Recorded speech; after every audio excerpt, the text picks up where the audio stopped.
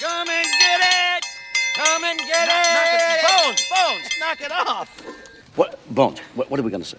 Row your boat. Row your boat. I love row. Do you know row your boat? The lyrics are very simple. It's row your boat gently down the stream. Merrily, merrily, merrily, merrily, life is but a dream.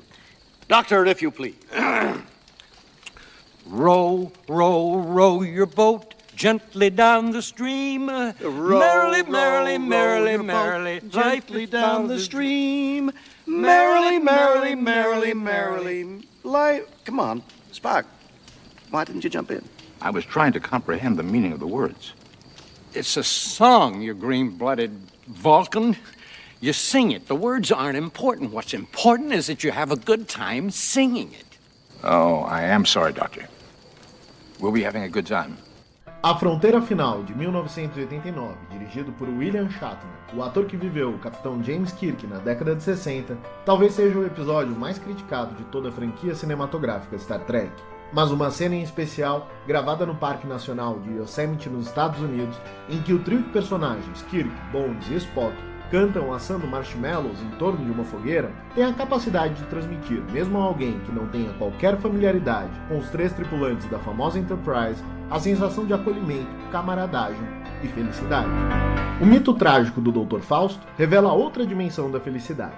À beira do suicídio, desiludido com o conhecimento de seu tempo, o velho filósofo é tentado pela aparição demoníaca de Mefistófeles, que promete extrair a bile negra que o deprimia. Caso aceitasse entregar a sua alma em um contrato assinado com sangue, a entidade lhe proveria poder e fortuna inimagináveis, devolveria a sua juventude, entregaria a ele o amor jamais correspondido de Margarida, até o momento em que Fausto se saciasse extasiado diante da beleza da vida. Mas, ao contrário do que pode parecer, nada daquilo trouxe satisfação ou plenitude ao contratante. Em uma versão da história, apenas o trabalho, ao agricultar a terra, o satisfaz, e Mefisto, ao cobrar a dívida, é impedido por Deus que envia seus anjos do céu. Em outra, Fausto encontra a beleza da vida ao ver seu neto brincando. Para alguns, o conhecimento sobre si e sobre os próprios desejos parece tornar esta busca uma tarefa mais palpável. Para o mafioso Vito Corleone, a felicidade consistia em estar ao lado de sua família. E foi dessa forma que este personagem terminou, na cena de sua morte magnífica, brincando com o neto em uma interpretação memorável de Marlon Brando, filmada em 1972. A felicidade para o capo era estar ao lado de sua família, cujo significado Michael Corleone, que o sucedeu como poderoso chefão, jamais entenderia e que o condenou a uma morte solitária, triste e infeliz, na companhia apenas da memória daqueles que perdeu ao longo do caminho. O mito fáustico, símbolo cultural da modernidade, provê o homem da energia satânica que leva à satisfação dos seus anseios, mas é necessário cuidado com aquilo que se deseja. No ano de 1950, o influente diretor sueco Ingmar Bergman, então com apenas 32 anos, filmou a história da dor causada pela morte trágica da esposa e da filha de um músico. O filme, que se inicia e termina com o choque desesperador do luto, é apresentado na forma de uma grande elipse entre a notícia do acidente e a execução da Ode à Alegria, o quarto movimento da Nona Sinfonia. O nome escolhido para a obra contrasta com a dor da narrativa. O filme se chama Rumo à Alegria. A felicidade, em um rápido discurso feito pelo maestro da orquestra antes da execução da poderosa Ode de Schiller, musicada por Beethoven em 1824, é entendida como um estado espiritual de transcendência. É uma questão de alegria, percebe? Não uma alegria que se expresse em gargalhadas, ou uma alegria que diga estou contente. Refiro-me a uma forma de alegria que é tão grande, tão particular,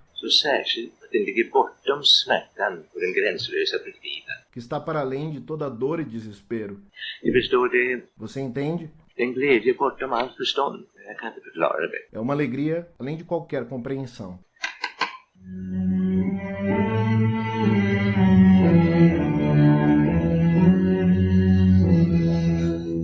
No histórico julgamento em que o Supremo Tribunal Federal equiparou as relações entre pessoas do mesmo sexo às uniões estáveis entre homens e mulheres, reconhecendo as uniões homoafetivas como um núcleo familiar, o ministro Celso de Mello, citando trabalhos do advogado Saul Torinho Leal, utilizou como um dos fundamentos de seu voto o direito à busca pela felicidade? Encontra suporte legitimador em postulados fundamentais, como os da liberdade, da autodeterminação, da igualdade, do pluralismo, da intimidade e, sobretudo, do princípio básico da busca da felicidade.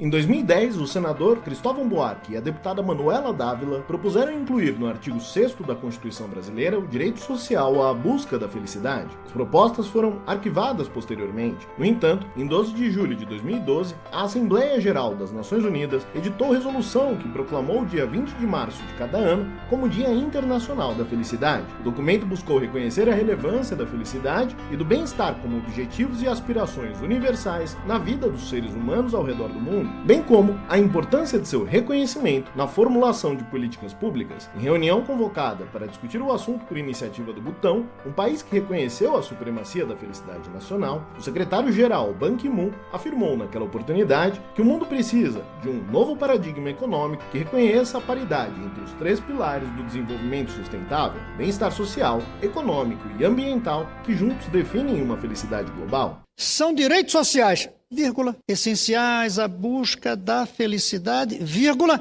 educação, saúde, segurança e habitação. Com essas 3 palavrinhas, ninguém vai garantir felicidade a ninguém. Agora, o que a gente vai fazer sim é mostrar a cada mãe desse país que a educação do filho tem a ver com a busca da felicidade, que o direito à habitação tem a ver com a felicidade. Você está ouvindo o podcast Fronteiras do Direito, apresentado pela advogada Letícia Menegassi Borges, por mim, Leonardo Branco, e por Alexandre Evaristo Pinto, ambos conselheiros do CARF, todos professores, acadêmicos e palestrantes na área jurídica. No programa de hoje, nós trataremos do direito à felicidade, tendo como convidados a professora e psicóloga Lilian Graziano e o professor e advogado Saul Torinho Leal. Fronteiras do Direito. A nossa primeira convidada, a doutora Lilian Graziano, é psicóloga e doutora em psicologia pela Universidade de São Paulo, onde defendeu a aclamada tese A Felicidade Revisitada, um estudo sobre bem-estar subjetivo na visão da psicologia positiva. Especialista em psicoterapia cognitiva construtivista e na área de gestão empresarial, com especialização em virtudes e forças pessoais pelo VIE Institute on Character nos Estados Unidos, é diretora do Instituto de Psicologia Positiva e Comportamento, além de consultora da Control Risks Group, tendo feito o acompanhamento psicológico em casos de traumas, situações de crises e sequestro de executivos. Lilian atua e desenvolve pesquisas relacionadas ao desenvolvimento de condutas preventivas para os comportamentos humanos disfuncionais, gerenciamento de estresse e qualidade de vida no ambiente corporativo. Professora, lendo a respeito da sua trajetória, eu vejo que seu estudo sobre felicidade foi precedido, na verdade, por um contato com a dor e com as perdas, e em particular, a partir da sua pesquisa com portadores do vírus HIV, sobre histórias de morte, de tristeza que cercavam a AIDS. E pelos seus relatos que eu li, a notícia da contaminação, que em princípio parece soar como uma sentença de morte para quem recebe esse diagnóstico, acabou contraditoriamente fazendo com que algumas pessoas dessem para a vida um novo significado, ou seja, possibilitar o acesso a uma forma diferente de felicidade. Como é que foi essa história? Como é que a experiência do seu trabalho acabou levando a uma postura nova sobre a felicidade? Eu lembro que uma vez um amigo falou uma frase, né, que eu acho que é muito verdadeira, que a gente não escolhe o tema do nosso mestrado e doutorado aleatoriamente. Esse tema sempre está ligado com alguma coisa que faz parte da nossa história. E eu tive uma história, eu sofri uma perda muito grande quando eu tinha 15 anos. Como eu não tinha nenhuma estrutura, né, era uma menina, foi uma perda que me desestruturou, me desequilibrou muito e que na época eu cheguei até a pensar em pôr fim à minha vida. E foi muito interessante, é que essa foi a pior tragédia que aconteceu na minha vida, mas ao mesmo tempo, hoje eu consigo ver que foi a melhor coisa que aconteceu na minha vida. Porque ao invés de eu seguir os indicadores, o que era esperado, considerando já o tipo de infância que eu tive, o tipo de família, eu usei essa experiência para dar a volta por cima e para valorizar extremamente a vida. Anos e anos e anos se passaram e eu cheguei no mestrado. Antes de escolher o tema do mestrado, eu trabalhava como voluntária, uma ONG para portadores de HIV, e naquela época o HIV era uma sentença de morte. E aí eu atendia muitas pessoas e normalmente o que a gente encontrava, né, eu até pensei, falei, eu vou fazer a minha dissertação, vou fazer sobre esse meu trabalho, né? E o que a gente encontrava na literatura de psicologia era que a AIDS, ela era sempre cercada de muita tristeza, de muita culpa, porque afinal de contas era uma doença que normalmente era contraída por meio do sexo, que ainda tem um tabu.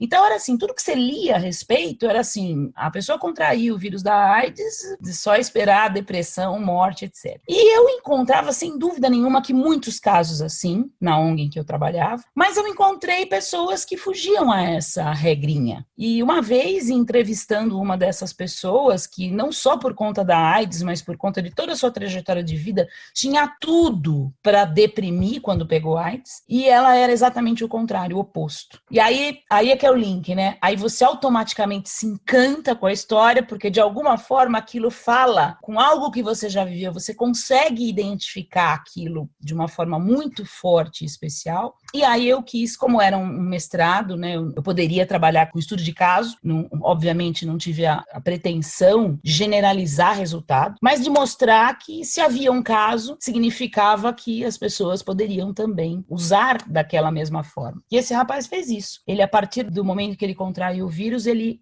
passou a vida dele ali, ressignificou relacionamentos, ressignificou amizades, começou a amar muito mais a vida, e a vida dele ficou melhor depois do vírus do que antes dele. Alegria e tristeza andam juntas, então, de alguma forma. O que é mais interessante é que alegria e tristeza, Leonardo, ao contrário do que as pessoas imaginam, elas não fazem parte de um mesmo espectro, né? Imaginando um contínuo, de um lado tá a alegria, do outro lado tá a tristeza. Então, se eu tô aqui na alegria, eu não tô na tristeza. Se eu tô na tristeza, eu não tô na alegria. Não, eles não são elementos do mesmo espectro. Tanto é verdade que mulheres sofrem 2 vezes mais de depressão do que homens. Essa é a que as pesquisas mostram. No entanto, elas também experimentam ligeiramente um pouco mais de emoções positivas do que homens. Então falam, ai meu Deus, mas não faz sentido. Porque são coisas excludentes. A nossa língua portuguesa dispõe de algo que eu acho maravilhoso, que o inglês, por exemplo, não dispõe. Existe uma diferença entre ser e estar. Então eu posso ser uma pessoa feliz, por exemplo. Só que neste momento eu não estou, eu estou triste. Então eu acho que isso é algo que a nossa língua dispõe, que nem todas são assim. A psicologia, ela não necessariamente precisa se ocupar de patologias ou de transtornos psicológicos. Ela pode se ocupar também de sentimentos positivos. Sem dúvida nenhuma que até por uma questão cultural, o que a gente mais recebe em consultório são pessoas que vão para lá mobilizadas por uma dor.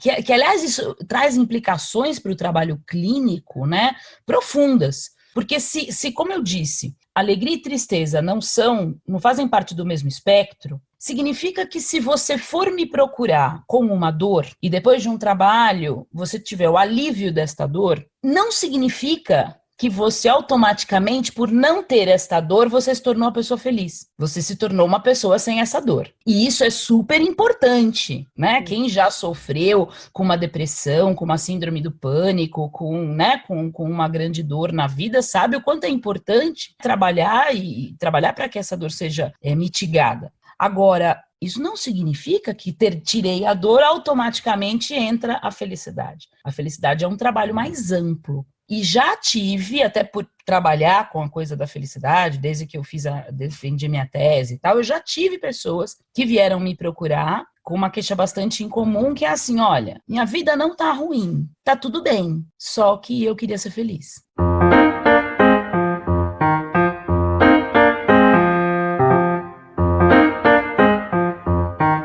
Ser feliz é uma habilidade, é algo que a gente pode aprender? Eu gosto de fazer uma analogia. Eu falo que felicidade é igual barriga de tanquinho. Nossa, então já desisti. Já desisti, não vai rolar. Não, mas peraí, olha só. Na nossa cultura, até por conta de exigências de padrões estéticos e tal, de 11 em cada 10 pessoas prefeririam ter barriga de tanquinho. Se fosse só uma questão de escolher lá, montar o seu avatar, né? Em geral, a gente gostaria de ter. Se isso é verdade, se a maioria das pessoas gostaria de ter barriga de tanquinho, por que é que quando a gente sai na rua, a gente não tropeça em pessoas com barriga de tanquinho? Dá trabalho. Exatamente. Então, querer não foi e jamais será o mesmo que poder. Querer. Eu queria. Agora, daí a dizer que eu estou disposta a pagar o preço de puxar ferro tantas horas por dia para ter a minha barriga de tanquinho, aí é uma outra questão, tá? Então, a minha brincadeira de que felicidade é igual barriga de tanquinho é justamente por conta disso. Eu nunca encontrei ninguém que falou assim para mim, felicidade, eu sei o que é, mas obrigado, eu não gostaria de ter. O que você pode encontrar é gente que fala que felicidade não existe, felicidade não é desse mundo, aí uma série de maneiras de pensar. Agora, dizer, não, eu sei que existe, mas eu não quero, eu prefiro ser infeliz, não existe. Agora, não obstante isso, será que é todo mundo que trabalha para ser feliz? Porque é um trabalho. Pode ser que tenha gente que encare a felicidade assim como eu encaro a barriga de tanquinho, adoraria ter, mas, puxar ferro, obrigada, não, né? Cansei. Nem que você tiver a alimentação correta e quiser tomar até anabolizante, só isso não te dá barriga de tanquinho. Você tem que exercitar a musculatura. Por isso que essa analogia é muito forte, porque a felicidade é exatamente a mesma coisa. Você tem que exercitar certas coisas. Existem exercícios para você cultivar emoções positivas. O que eu estou dizendo quando eu falo felicidade? Qual é o conceito de felicidade? Felicidade, sabe aquele papo de boteco? Que o pessoal tá lá tomando cerveja, né? O que é felicidade? Aí vem um e fala assim, felicidade são momentos. Sabe esse papo? Pois é, não são. Né? Momentos são de alegria. Felicidade, tecnicamente falando, é um balanço que você faz da sua vida, portanto, é uma coleção de momentos. E nesse balanço, você tem experiências emocionais agradáveis, baixos índices de humores negativos e alta satisfação em relação à sua vida. Eu acho que esta definição é fundamental, a definição da ciência, né? Vale dizer que o nome científico de felicidade é bem-estar subjetivo. Eu acho que todo mundo, qualquer pessoa, não é só psicólogo, deveria conhecer essa definição, porque dependendo da definição que você tem de felicidade, muda tudo. Se você acha, por exemplo, que felicidade é ter todos os seus desejos satisfeitos, você não precisa ter 3 neurônios para perceber que isso não vai acontecer nunca. Porque assim que você tiver o teu desejo satisfeito, você vai ter outros desejos. Se você achar que ser feliz é não ter nenhuma emoção negativa, é ficar o tempo inteiro, não vai precisar ser muito profundo para concluir que isso é absolutamente impossível. Porque nós temos todo o espectro de emoções e digo mais, que bom que nós as temos, inclusive as negativas, que elas são desagradáveis de sentir, mas que bom que eu tenho medo, né? Porque quando eu tenho medo, eu vou me proteger. Então, isso é fundamental. Então, assim, dependendo da concepção que eu tenha de felicidade, eu vou jogar a toalha. Assim, como felicidade é estar bem o tempo inteiro e isso é impossível mesmo? Então, aí, como é que eu vou trabalhar pela barriga de tanquinho? Se eu não acredito que barriga de tanquinho existe, que se eu achar que barriga de tanquinho é só o Moisés do Michelangelo que pode ter, aí eu não vou, aí é que eu não vou mesmo me empenhar.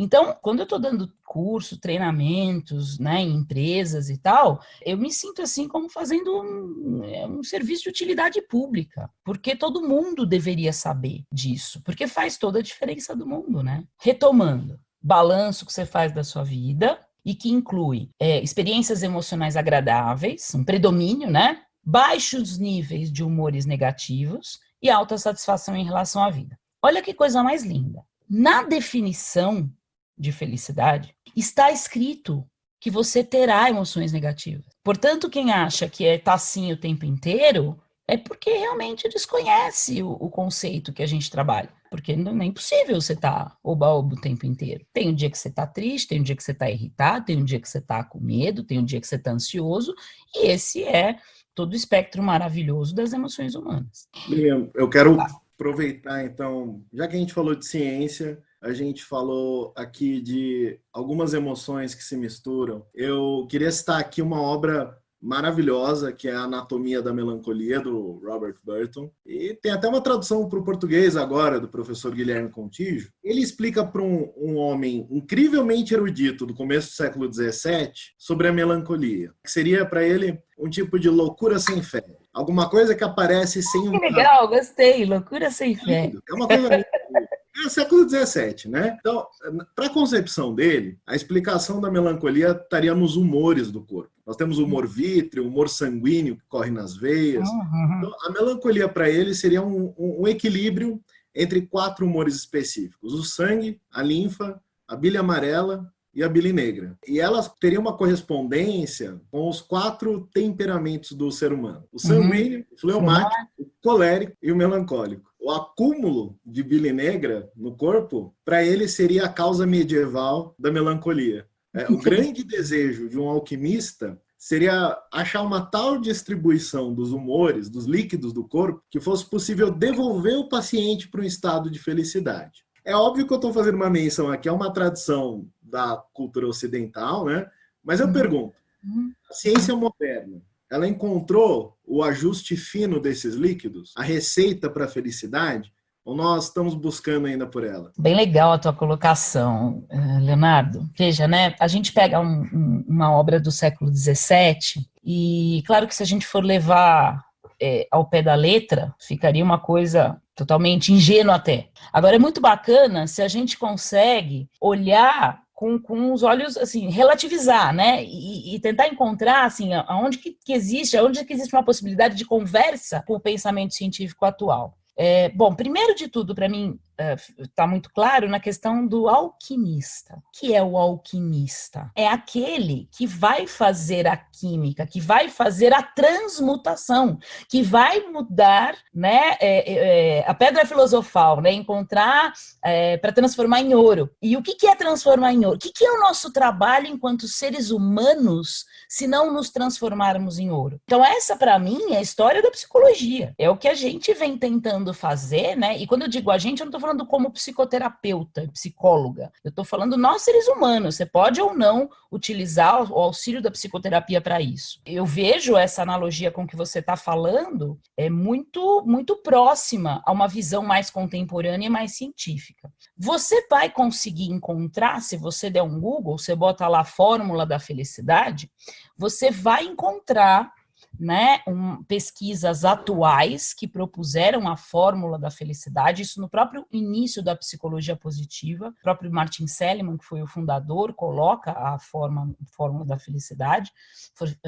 e ele diz a felicidade como sendo formada por genética, ambiente, chama de circunstâncias, genética, circunstâncias e vontade. Aí ele dizia que a vontade responde a 40% das diferenças de felicidade entre as pessoas. Voluntary, do inglês. É você arregaçar as mangas e fazer alguma coisa para. As circunstâncias que a gente costuma atribuir tanta responsabilidade à nossa felicidade, não sou feliz porque eu tenho que ficar de quarentena, não sou feliz porque caiu o ministro da saúde, eu não sou feliz de novo. Muitas pessoas têm esse vício de atribuir causalidades externas, que seriam as circunstâncias, pois, de acordo com esta fórmula da felicidade, as circunstâncias responderiam com 10% apenas. E a grande surpresa é que ficamos com 50% da nossa felicidade como algo condicionado aos limites estabelecidos, preponderantemente à genética. Esta é uma fórmula nova da felicidade, que surgiu no começo da própria psicologia positiva, isso lá para 1998, que foi quando surge, né, o movimento. Só que esses estudos, essa fórmula da felicidade, ela se baseou em estudos com gêmeos idênticos dos anos 70. Então, quando a neurociência ainda era muito pouco desenvolvida, ou quase nada desenvolvida, porque a gente não tinha tecnologia o suficiente para estudar o cérebro. Hoje, essa fórmula da felicidade, academicamente, é vista assim, sei. Porque a gente já sabe, por exemplo, que se você faz meditação mindfulness, você consegue alterar a estrutura do seu DNA, por exemplo. Então, se eu posso fazer uma intervenção que vai alterar a estrutura do meu DNA, como é que eu posso dizer que 50% da felicidade é genética? Isso não faz muito sentido. Agora, então, isso porque você falou fórmula e eu quis te dar esse input, que se alguém for jogar lá fórmula da felicidade no Google, vai aparecer essa fórmula, porque ela é uma fórmula mais atual. Sem ir para formulazinhas, sem dúvida nenhuma, que o caminho para uma vida feliz, ele começa primeiro com o autoconhecimento. E nesse ponto, os gregos já falaram isso há muito tempo, os budistas há muito mais tempo ainda. Então, você mudar, por exemplo, a sua percepção a respeito do mundo. Esse trabalho, que aí, fazendo um link com o que você trouxe, a questão do alquimista, né? Fazendo um trabalho, quando você fala desse texto do século XVII, né? Que a saída seria o equilíbrio desses 4 tipos, isso me soa um pensamento muito budista, que a verdade se encontra no caminho do meio. São sabedorias, né, ancestrais que, claro, foram manifestadas dentro da sua linguagem, da sua época, das referências que havia nas suas épocas, mas que elas têm um elemento, um fio condutor em comum, que eu acho bastante interessante observar. E todos eles vão colocar a chave da coisa na mão do próprio sujeito, por meio desse autoconhecimento, por meio desse trabalho interno de transformar a pedra em ouro mesmo, né? É o segredo aí da pedra filosofal.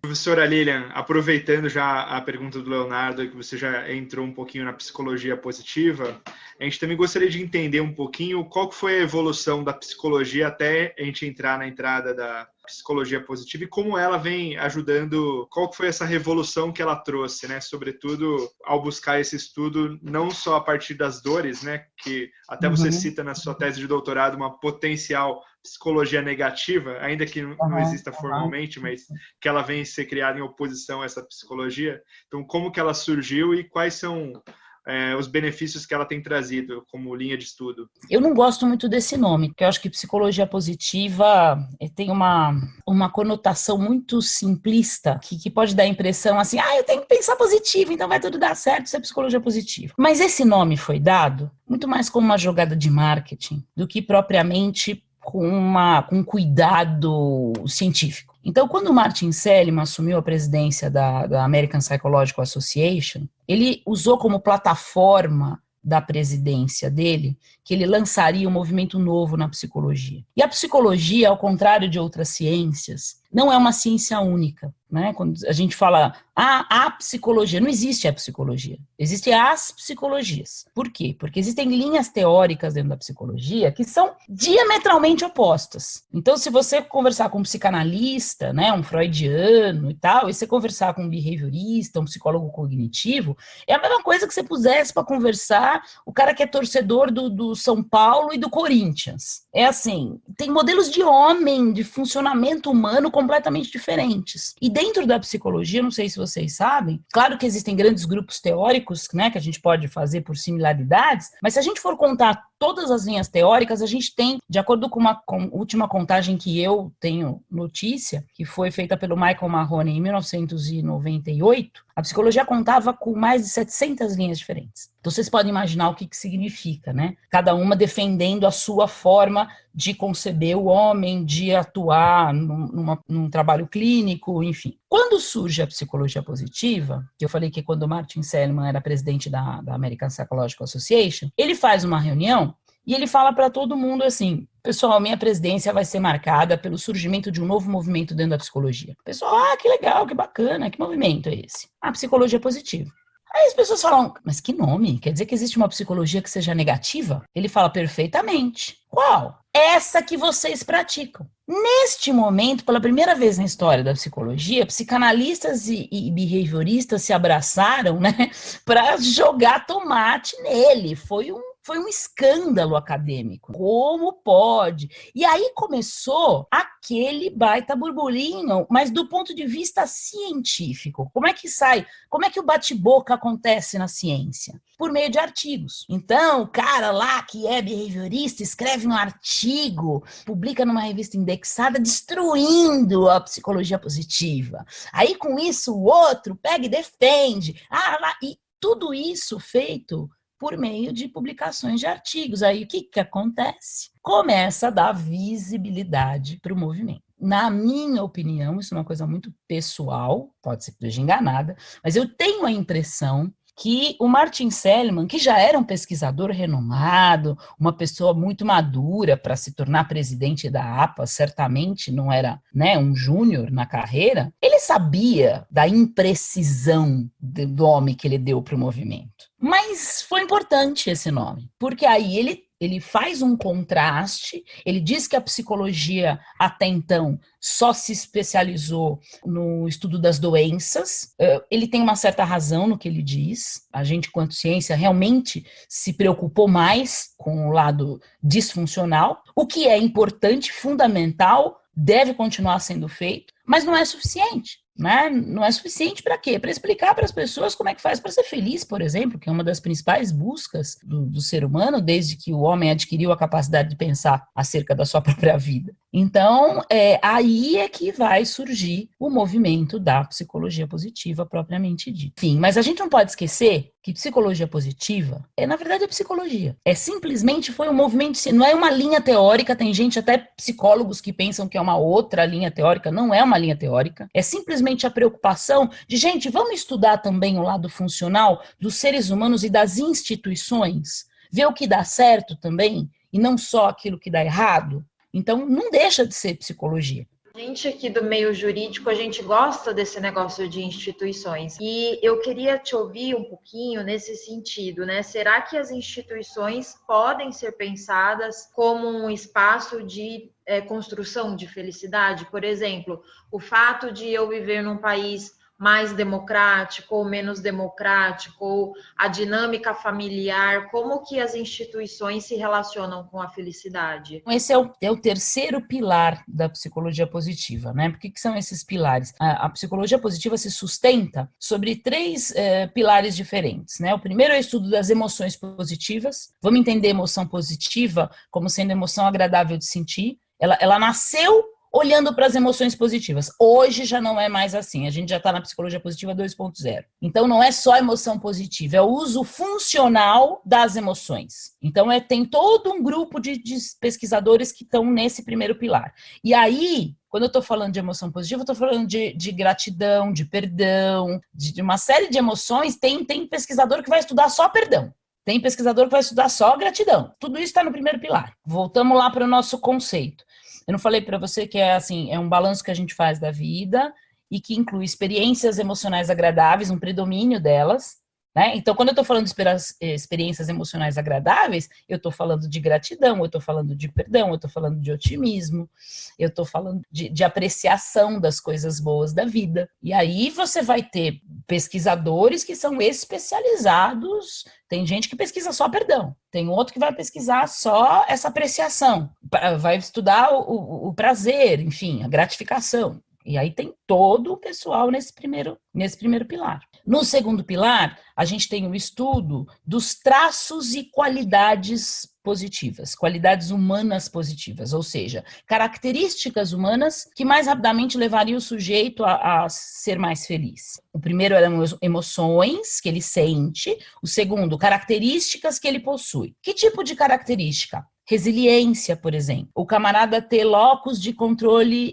interno, que foi o que eu encontrei na minha tese de doutorado. Locus de controle interno é o cara que acredita que quem está no controle da vida dele é ele próprio, e não agentes externos. Então, eu encontrei uma correlação positiva e significativa entre felicidade e locus interno. Outra coisa, que aí também é um capítulo à parte que vocês, enquanto advogados, acho que vocês vão se interessar bastante. Nesse segundo pilar, a gente tem uma parte da psicologia positiva interessantíssima. Quando a gente pensou no conceito, né, foi pensado no conceito de felicidade, o Seligman achou bem interessante o conceito, aproveitar a ideia do Aristóteles de felicidade, que seria a felicidade enquanto eudemonia, ou seja, a felicidade advinda do exercício das virtudes humanas. Aí, a gente tinha um pesquisador, que é o Chris Peterson, cuja carreira inteira ele estava pesquisando virtudes. Só que ele se preocupava muito porque ele achava que virtude é algo que está muito ligado ao elemento cultural. E como é que ia fazer para fazer ciência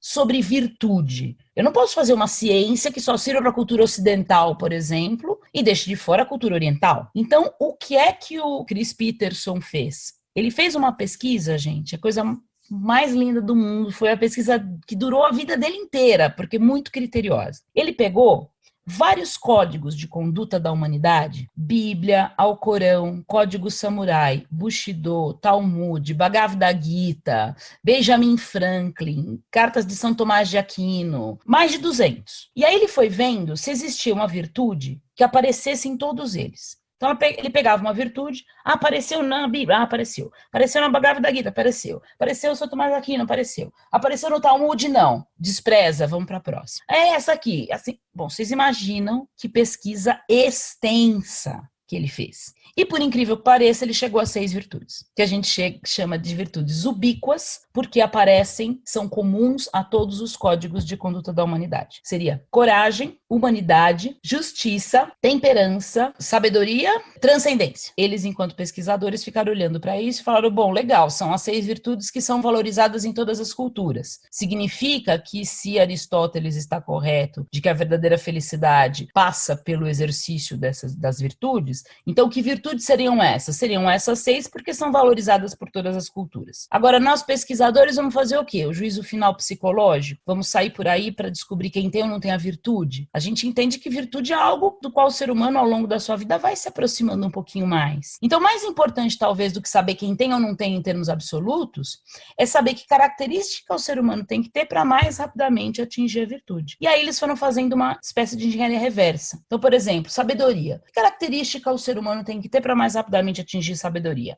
Talvez gosto pela aprendizagem, curiosidade, interesse pelo mundo. E aí eles foram fazendo essa engenharia reversa e chegaram a 24 características humanas que a gente chama de forças pessoais. Essas forças pessoais são assim, gente, todos nós temos. Se vocês olharem para a listinha de 24, vocês vão ter todas. A questão não é saber o que você tem ou não tem. A questão é que dentre essas 24, tem aquela que você fala, nossa, isso é demais a minha cara, isso eu tenho muito. Então são essas 5 mais fortes que a gente chama de suas forças pessoais. Correspondem àquilo que de melhor você tem a oferecer para o mundo como ser humano. Não são competências profissionais, né? Que a gente no mundo corporativo está cheio de assessment para descobrir, né? Se é proativo, se é racional, se é, enfim. Não, é você como ser humano. Tudo isso, essas forças pessoais, essa questão das virtudes, ela está no segundo pilar da psicologia positiva, que vai estudar esses traços e qualidades humanas que tornariam as pessoas, conduziriam mais facilmente para a felicidade. E no terceiro pilar seria o estudo das instituições positivas, ou seja, instituições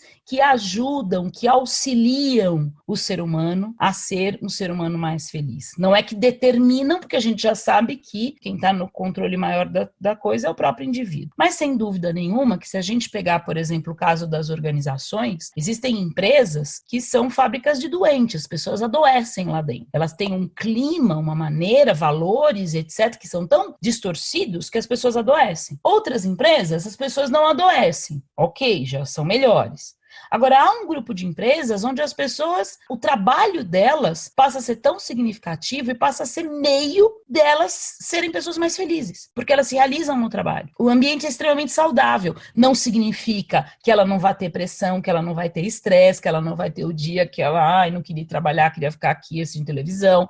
Mas, em geral, quando ela pensa no trabalho dela, o trabalho é fonte de muito mais gratificação do que de emoções negativas. E isso acontece, obviamente, com sociedades, para aumentar o conceito de instituição. Eu posso estar falando de uma empresa, eu posso estar falando de uma escola, que a gente já tem escolas aí que fazem educação emocional, eu posso pensar em sociedades. Uma das primeiras pessoas que me procurou quando eu defendi minha tese foi um promotor de justiça de uma cidade de interior, que ele ficou encantado com essa coisa de história de felicidade, ele foi inclusive na faculdade de psicologia da cidade dele, e foi perguntar, e o pessoal disse que era bobagem, que felicidade não é ciência, que é coisa de autoajuda, e ele estava muito frustrado, ele acabou encontrando a minha tese lá no site da USP e veio até mim. E ele ficou tão encantado que aí eu dei referências para ele e tal, para ele estudar, e ele foi fazer a tese de pós-doc dele, perguntando a questão dele, eu me lembro muito bem que era assim, até que ponto as instituições de direito são capazes de promover a felicidade humana.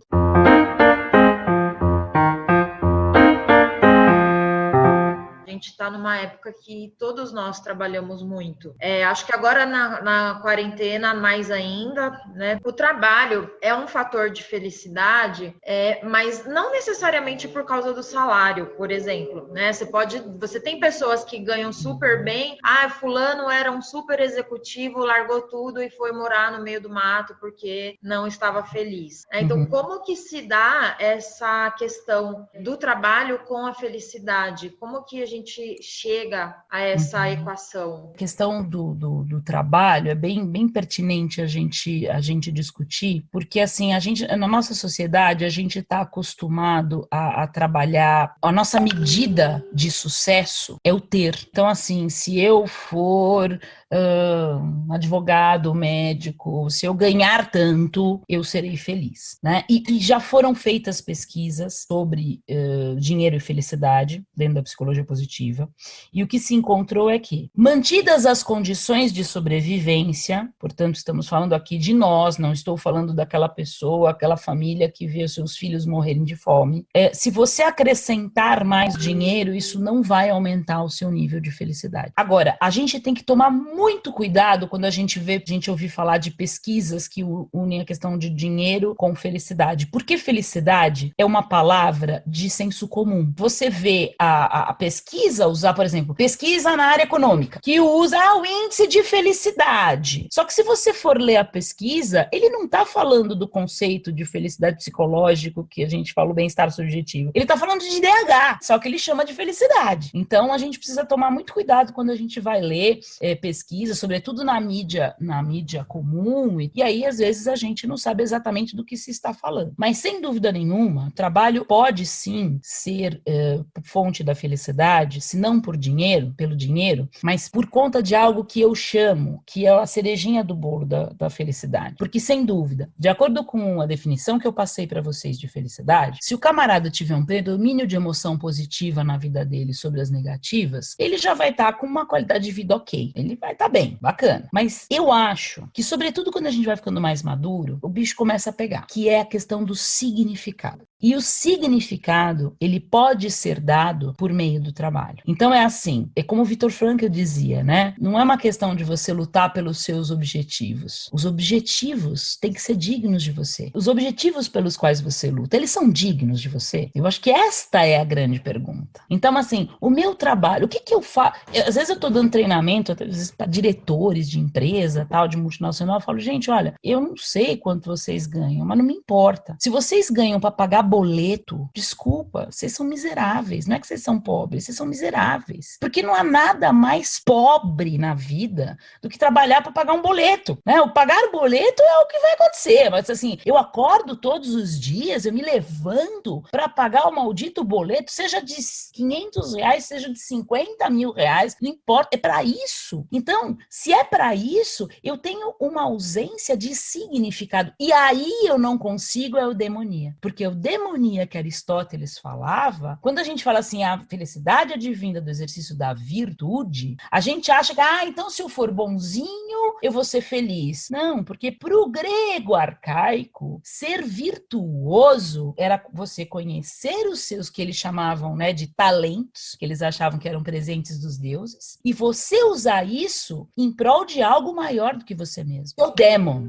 Eu tenho lido na imprensa sobre alguns cursos que têm saído em universidades muito importantes ao redor do mundo sobre felicidade. A gente tem o curso da professora Laurie Santos na Universidade de Yale, por exemplo, que parece que é um dos cursos mais procurados da história da universidade. A gente está falando aqui sobre felicidade. O que é felicidade? A felicidade, ela é uma vida governada pela razão, é você estar onde você quer estar, como diria um Schopenhauer, é passar uma tarde em Itapuã, ou é aquela busca do Fausto, que o Mefistófeles ele me dá um contrato que eu vou assinar com sangue e eu vou conseguir a juventude, o amor da Margarida, a fortuna, porque o mesmo Fausto ele não encontra a plenitude com nenhuma dessas conquistas. Ele encontra a plenitude vendo o neto dele brincando no quintal. O que é essa felicidade? A gente consegue chegar há um consenso, há uma ideia do que seria isso? Se a gente pensar em termos de consenso, o que eu poderia te dar é o conceito científico de felicidade. Mas eu acho que ele fica muito pequeno perto do que você está falando. Eu acho que se você sente, Leonardo, que a sua vida não está passando inutilmente, se você sente que você está dando uma contribuição para o mundo, ainda que seja uma microscópica parte desse mundo. Mas assim, esse mundo será melhor depois que o Leonardo passar por aqui. Se você tem essa certeza, para mim esta é a verdadeira felicidade. Essa é o último grau de sofisticação em termos de felicidade. Infelizmente, tá? A maioria das pessoas sequer vai pensar neste nível de profundidade que a gente está discutindo. Por quê? Porque nós não somos educados para isso. Ao contrário da Grécia Antiga. Grécia Antiga, as crianças com 7 anos eram educadas para isso. Conhece-te a ti mesmo, depois ao outro, depois o mundo. E quem sabe assim te tornarás um homem. Quem sabe um dia te tornarás um homem. Né? Então, assim, a criança dos 7 anos era educada para isso. Na Grécia Antiga, na Paideia, eles eram alfabetizados depois dos 15, porque dos 7 aos 15, era esse tipo de coisa que tinha que ser ensinado. E nós? Nós fomos educados para o ter, gente. Por mais maravilhosa que a nossa família tenha sido conosco, por mais zelosa, ela sempre procurou nos proporcionar as melhores escolas, que em última instância tinham o objetivo de que conseguíssemos os melhores empregos, o que significa sermos bem remunerados. Pensando nessa questão do ter e da importância que o trabalho tem hoje, como encontrar espaço para o ócio, né? Domenico de Masi, ele fala tanto da importância do ócio, o ócio criativo, como valorizar o ócio, porque ele também é importante para a gente chegar nesse equilíbrio. Sem dúvida, super importante. Eu acho que esse momento que nós estamos vivendo é um momento mais do que pertinente para discutirmos essa questão. Eu estava outro dia com uma paciente e ela estava me falando que ela está se sentindo, que ela está sobrecarregada, porque agora está trabalhando remotamente, e reuniões e reuniões e reuniões, e ela está se sentindo esgotada. E é engraçado porque as pessoas se sentem culpadas por estar esgotada. Porque elas pensam assim, pô, mas eu tô fazendo home office e tô esgotada, né? Que absurdo. Sendo que o home office é muito mais cansativo do que o trabalho, né, normal, sem contar que tem gestores que estão marcando reuniões às 7h30 da noite, porque já que você está aí mesmo, então você tem que ficar full time à disposição. Mas o que eu estava falando para essa minha paciente, assim, para ela pensar o quanto tempo ela estava economizando pelo fato de não ter que se deslocar. Ela gastava mais ou menos 1 hora para ir para chegar até o trabalho, então serão 2 horas por dia. A minha provocação com ela tem sido assim, bom, o que você vai fazer nessas 2 horas para você? Porque você ganhou esse tempo. Né? A gente vivia reclamando, porque eu não tenho tempo, eu não tenho tempo, eu não tenho tempo, eu não tenho tempo. Agora a vida te deu de presente esse tempo, e você vai fazer o quê? As pessoas não sabem, porque elas foram se perdendo. Se você pegar, Letícia, um paulistano médio, ele gastava 3 horas por dia no trânsito, médio. Tá? O cara, 1h30 para ir, 1h30 para voltar. São 3 horas. Gente, 3 horas num dia. Olha quanto tempo, né, que se passava, que era um tempo perdido, jogado no lixo. E aí, essas pessoas começavam a, às vezes, sair mais cedo ainda de casa, cada vez mais cedo. E aí, cada vez mais cedo você vai saindo de casa e vai ficando mais na empresa, porque nós aqui no Brasil temos essa, né, onde já se viu, deu 5 horas sem ir embora, né, a pessoa se sente culpada. Então, ela vai ficando mais tarde, porque também aí melhora o trânsito e tal. Então, um cidadão médio, que tem um filho pequeno, vamos supor, ele chegava em casa, onde normalmente seus filhos já estavam dormindo, e chega morto, porque depois de pegar um baita de um trânsito e tal, aí come alguma coisa, toma um banho, morre na cama, ou fica meia hora babando na frente da televisão, nem sabe exatamente o quê, e começa esse ciclo, acorda às 5 horas da manhã, ou seja, a vida das pessoas estava nesse moedor de carne, as pessoas estavam dentro desse moedor de carne. Agora, você deu de presente 3 horas a mais por dia para essas pessoas. Você acha mesmo que as pessoas sabem o que fazer com isso? Nosso roteiro, a gente tinha pautado exatamente a questão da felicidade em tempos de pandemia. E aí envolve basicamente 2 variáveis, né? A primeira é que, infelizmente, a gente passa por essa pandemia que tem uma mortalidade muito alta por conta do vírus, então isso aí acaba influenciando no nosso humor. Então entra primeiro o aspecto externo aí do contexto, isso sem pensar no contexto político, tal qual a gente falou no começo, que também não é nada animador. E aí entra o contexto individual de cada um. Exatamente, boa parte das pessoas está trabalhando no sistema do home office. E, de fato, embora a gente ganhe esse tempo, já que a gente não tem que se locomover mais, muitas vezes tem um certo, talvez até um abuso, né, do empregador, mas a sensação é que a maior parte das pessoas está tendo que a gente está trabalhando muito mais, porque praticamente a gente sai da cama ali, tira o pijama, já vai para o computador, e, por outro lado, você está trabalhando, mas você está tendo que pensar no filho, no cachorro, pensando em fazer o almoço, depois lavar a roupa, e depois você acaba só parando ali de trabalhar muitas vezes na hora que você vai dormir. Então, como a gente conseguir conciliar, e acho que foi bem interessante essa questão que você falou, muitas vezes a gente não está aproveitando devidamente esse tempo, talvez por um problema até cultural, né? Das relações de trabalho. Porque, de fato, são horas que a gente ganha que a gente poderia estar usando numa atividade de autoconhecimento, numa atividade de lazer, ainda que seja no âmbito da casa. Então, eu queria que você comentasse um pouquinho esses desafios que nós temos de felicidade em tempos de Covid. Na verdade, não muda muito, sabe, Alexandre? Não é em tempos de Covid. Em tempos de Covid, não muda em relação aos tempos de não Covid. Quando eu falei para vocês que eu acho que a felicidade começa por um trabalho de autoconhecimento, né, é exatamente isso. Então, assim, bom, estou aqui, estou presa na minha casa. Muito bem. Posso sair? Posso? Não posso. Tá. Então, o que eu gosto e que eu posso fazer aqui? Como é que eu vou gerenciar, porque você tocou num ponto importante, né, que é o sujeito que está preso dentro de casa, né, e que vendo televisão e ouvindo as notícias. Primeira coisa que eu cortei foi ficar ouvindo o jornal. Foi a primeira coisa que eu cortei logo no começo da quarentena. E se você, inclusive, consegue fazer isso, quando você volta para dar uma olhada, você vê que a coisa está ficando cada vez mais louca, porque existe uma comoção, existe sabe, às vezes até uma manipulação, não vamos entrar nesse mérito, mas existe muitas vezes um overreacting, né, um espetáculo, porque o espetáculo vende, o espetáculo, né, chama a atenção das pessoas, e isso vai fazendo com que todo mundo fique apavorado. Agora, nada mais observe, do que uma tentativa estéril de controlar aquilo que não está sob seu controle. Seres humanos são craques em fazer isso. Né? Então, o que eu quero, por exemplo? Situação de Covid, eu quero saber quando que isso aqui vai acabar. Primeira coisa que eu quero saber. Eu quero saber, bom, é o seguinte, quando é que eu vou poder, aquelas férias que eu tinha planejado com a família, que eu ia para Disney, quando é que eu vou poder ir, hein? Ou seja, eu quero controlar coisas que não estão sob meu controle.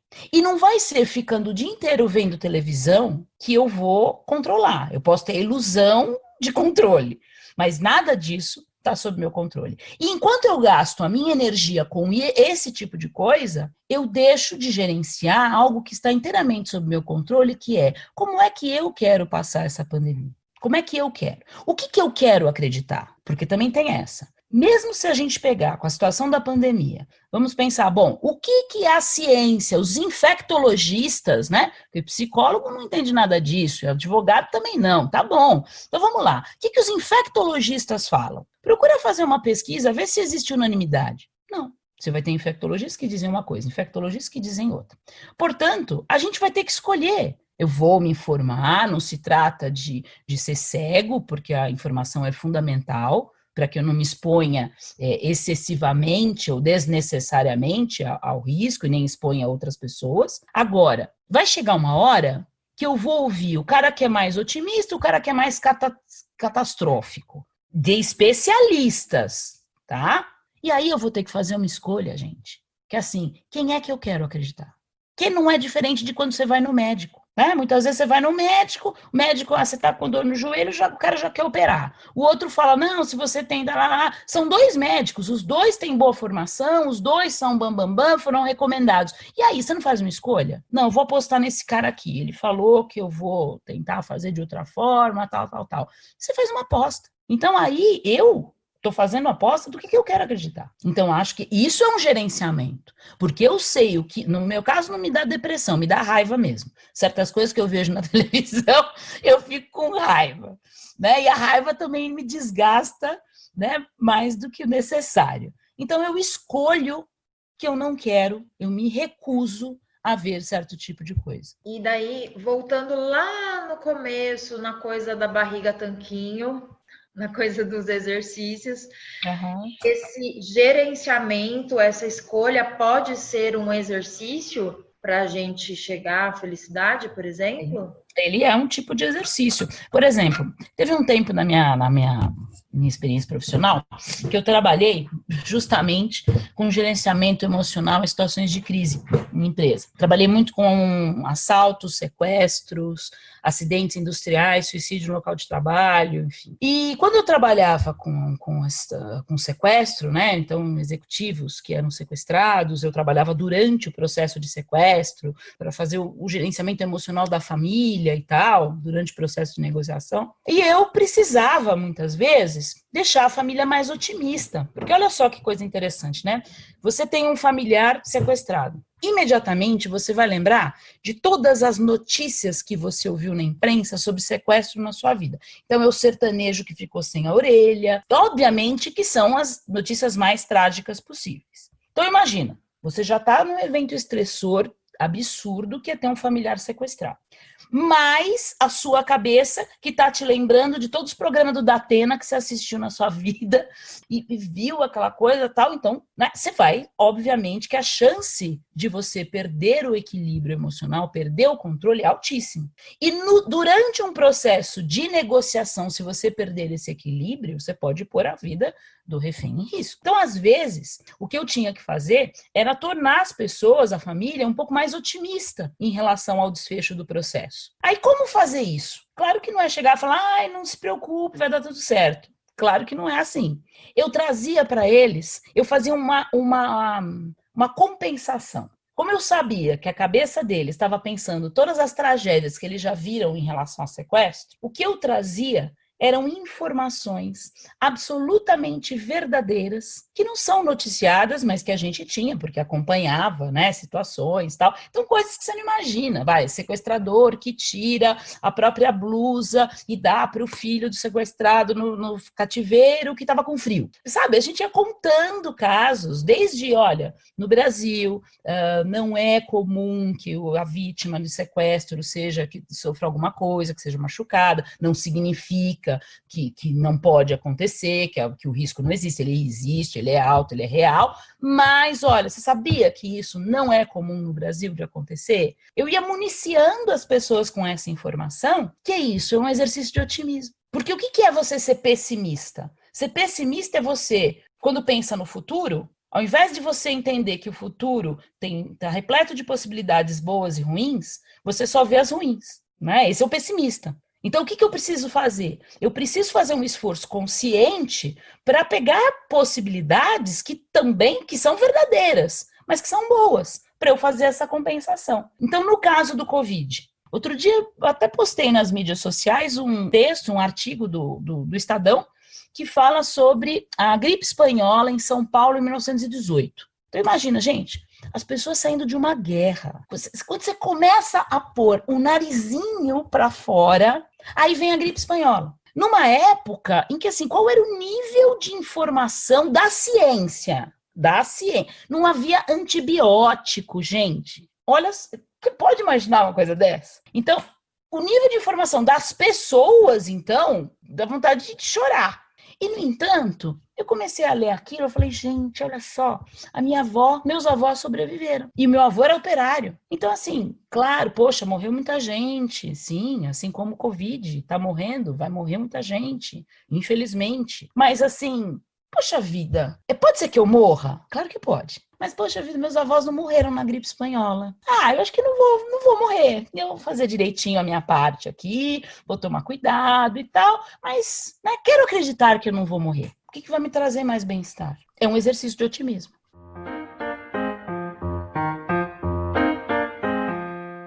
O nosso segundo convidado de hoje é o advogado Saul Torinho Leal, natural de Teresina, no estado do Piauí.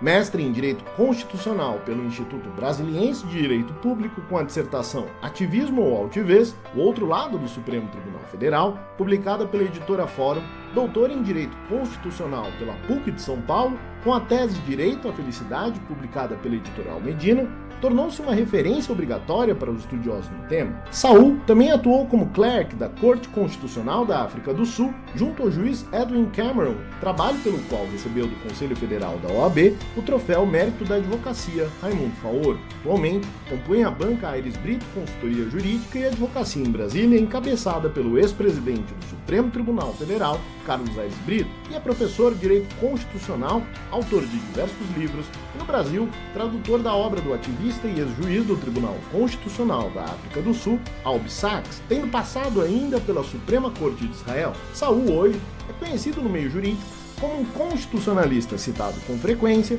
pelos ministros das Cortes Superiores, além de um grande e proeminente escritor e, sobretudo, um comunicador na área do direito. Então, Saul, eu quero registrar em nome do nosso podcast que você está aqui hoje conosco. É uma grande felicidade. Todos aqui conhecem a sua atuação, seu prestígio, e seu nome hoje é bastante disputado, é conhecido no meio jurídico dentro e fora do Brasil, nas mais diversas áreas do direito. E recentemente você, que tem o dom da escrita, publicou um relato sobre sua ida de Teresina para Brasília, da sua mãe deixando no seu bolso um envelope com dinheiro para que você não passasse privação. Naquele dia você, contrariando a recomendação do seu pai, acabou não guardando direito na mala e perdeu a única calça de terno que você tinha. E ali você começou por baixo, estudando em uma biblioteca pública, do outro lado da W3, para passar no exame da OAB. Conta pra gente, Saul, como é que foi a sua trajetória, a sua infância no calor de Teresina? O que aconteceu antes de você embarcar nesse avião que te levou para Brasília? Leonardo, eu sou filho de um casal da legítima classe média do Nordeste brasileiro. Eu nunca tive uma vida de privação, uma vida de dificuldade. O meu pai é médico, minha mãe é formada em História, professora da universidade agora. Mas a vida da minha família, da classe média, do Piauí, naquele momento, então era uma vida de orçamento muito apertado, muito apertado. Então, os bens da vida que pessoas com poder aquisitivo um pouco melhor, mesmo na classe média, desfrutavam, eu não desfrutava. A figura da piscina em casa, ou do carro novo, ou a calça jeans de marca, esse tipo de bem, de consumo, que normalmente quando se tem um certo padrão de vida, você começa a usufruir, não chegava da minha casa, porque realmente, nada obstante, nós morássemos num bom bairro, tivéssemos uma casa com certo conforto, mas um orçamento muito apertado. Então, quando eu completei 23 anos, eu peguei o meu currículo, montei o meu currículo, eu tinha sido um acadêmico de direito muito dedicado, ótimos estágios, o que de melhor o Piauí podia oferecer em termos de estágio na esfera privada, na esfera pública, eu fiz. Com toda a vida universitária que eu podia ter tido em Teresina, eu não passei no vestibular em Teresina, eu passei no interior, depois eu fui transferido para Teresina, preparei o meu currículo, distribuí o currículo em Teresina e não houve interesse de nenhum advogado em me contratar. Nenhum tipo de escritório de advocacia teve interesse em me contratar. Alguns colegas tinham conseguido alguma posição em escritório. Nenhum desses colegas a que eu me refiro hoje estão no exercício da profissão, saíram. Mas naquele momento tinham conseguido. E aquilo era muito negativo para mim, aquilo mexia com a minha autoestima. Eu não queria ser uma pessoa que estava se formando, que distribuía um currículo na sua cidade, depois de ter passado 5 anos na faculdade com uma grande dedicação e não encontrar nenhum tipo de interesse. Por isso, eu então achei que, olha, Brasília, eu devo sair, a primeira coisa eu devo sair. E eu posso sair para São Paulo, que é um caminho muito natural de todas as pessoas que enxergam São Paulo, toda a magnitude que São Paulo tem, o nordestino em particular, ou eu posso ir para Brasília. E eu não sei exatamente para onde ir. Brasília já dentro dessa outra pegada, tribunais superiores, possibilidade de uma advocacia nesses tribunais superiores, um certo fascínio que o Supremo Tribunal federal desperta em qualquer acadêmico de direito. E aí eu pedi um livro emprestado. Eu tinha um amigo muito próximo, o Eduardo percebeu a minha angústia, disse: Saul, vem aqui na biblioteca, eu quero te dar um presente, eu acho que vai ajudar. E aí ele abriu o baú, me deu a biografia do Juscelino Kubitschek, publicado pela editora Bloch, em 3 volumes. E eu fui para o litoral do Piauí, um litoral muito bonito, e passei o final de semana lendo essa biografia, e no último volume mostra uma saga muito grande do Juscelino em inaugurar Brasília na data. E o Juscelino começa a meter os pés pelas mãos por essa ideia fixa de inaugurar Brasília na data marcada. Ele começa a emitir moeda, ele demite o melhor amigo que era ministro da Fazenda, começa a se sentir uma certa inflação, exatamente pelo desarranjo que a construção de uma capital da magnitude de Brasília impactou na economia, mas o Juscelino não ia voltar atrás, um homem muito determinado. E quando eu vejo a data da inauguração de Brasília, 21 de abril de 1960, e o meu aniversário é dia 21 de abril, então eu achei que podia ser um sinal. Vai que aqui é um sinal, esse livro aqui está me dando um recado, eu tenho que ser sensível. Fui para Brasília. E aí em Brasília, meu pai, ele é do Nordeste do Piauí do interior. E o primeiro nome dele é Raimundo. Em toda a história do Piauí, desde o descobrimento, não há nenhum Raimundo cujo segundo nome necessariamente não seja Nonato. Todo Raimundo na história do Piauí, o primeiro é o segundo nome. Não é o Raimundo John, um Raimundo Felipe, um Raimundo Schwarzenegger. Todo Raimundo necessariamente é Nonato. É o nome do meu pai. Já minha mãe tem o nome de imperatriz, Tereza Cristina, cuja junção deu nome à capital do meu estado. Teresina é a junção de Tereza Cristina, o nome da minha mãe. Então esse casal, eu sou fruto desse casal. Quando eu estava indo para Brasília, nós fomos no aeroporto e minha mãe me chamou na banca de revista do aeroporto e disse: Saul, entra vem bem aqui. E olhou para o meu pai e disse: Raimundo, você compra um pão de queijo para mim? O papai saiu, ela me chamou, tirou um envelope e disse: olha, meu filho, isso aqui é para você não passar nenhuma necessidade em Brasília. Não quero ninguém humilhando você. Aí ela me deu um envelopezinho, dinheiro, mãe? É dinheiro. Eu guardei o dinheiro, ela disse: não mostre pro seu pai, senão ele não vai lhe mandar mais nenhum tostão. Aí eu guardei aqui o dinheiro e o papai viu eu segurando o terno e disse: olha, essa calça a calça do terno é no cabide? Tá, no cabide, pai. Coloque na mala porque ela vai cair. Eu disse: não vai cair, eu tô segurando aqui, não tem, tá tudo certo. E aí fui para Brasília, saí no aeroporto e aí quando chego lá na pousada JK, na W3 Sul,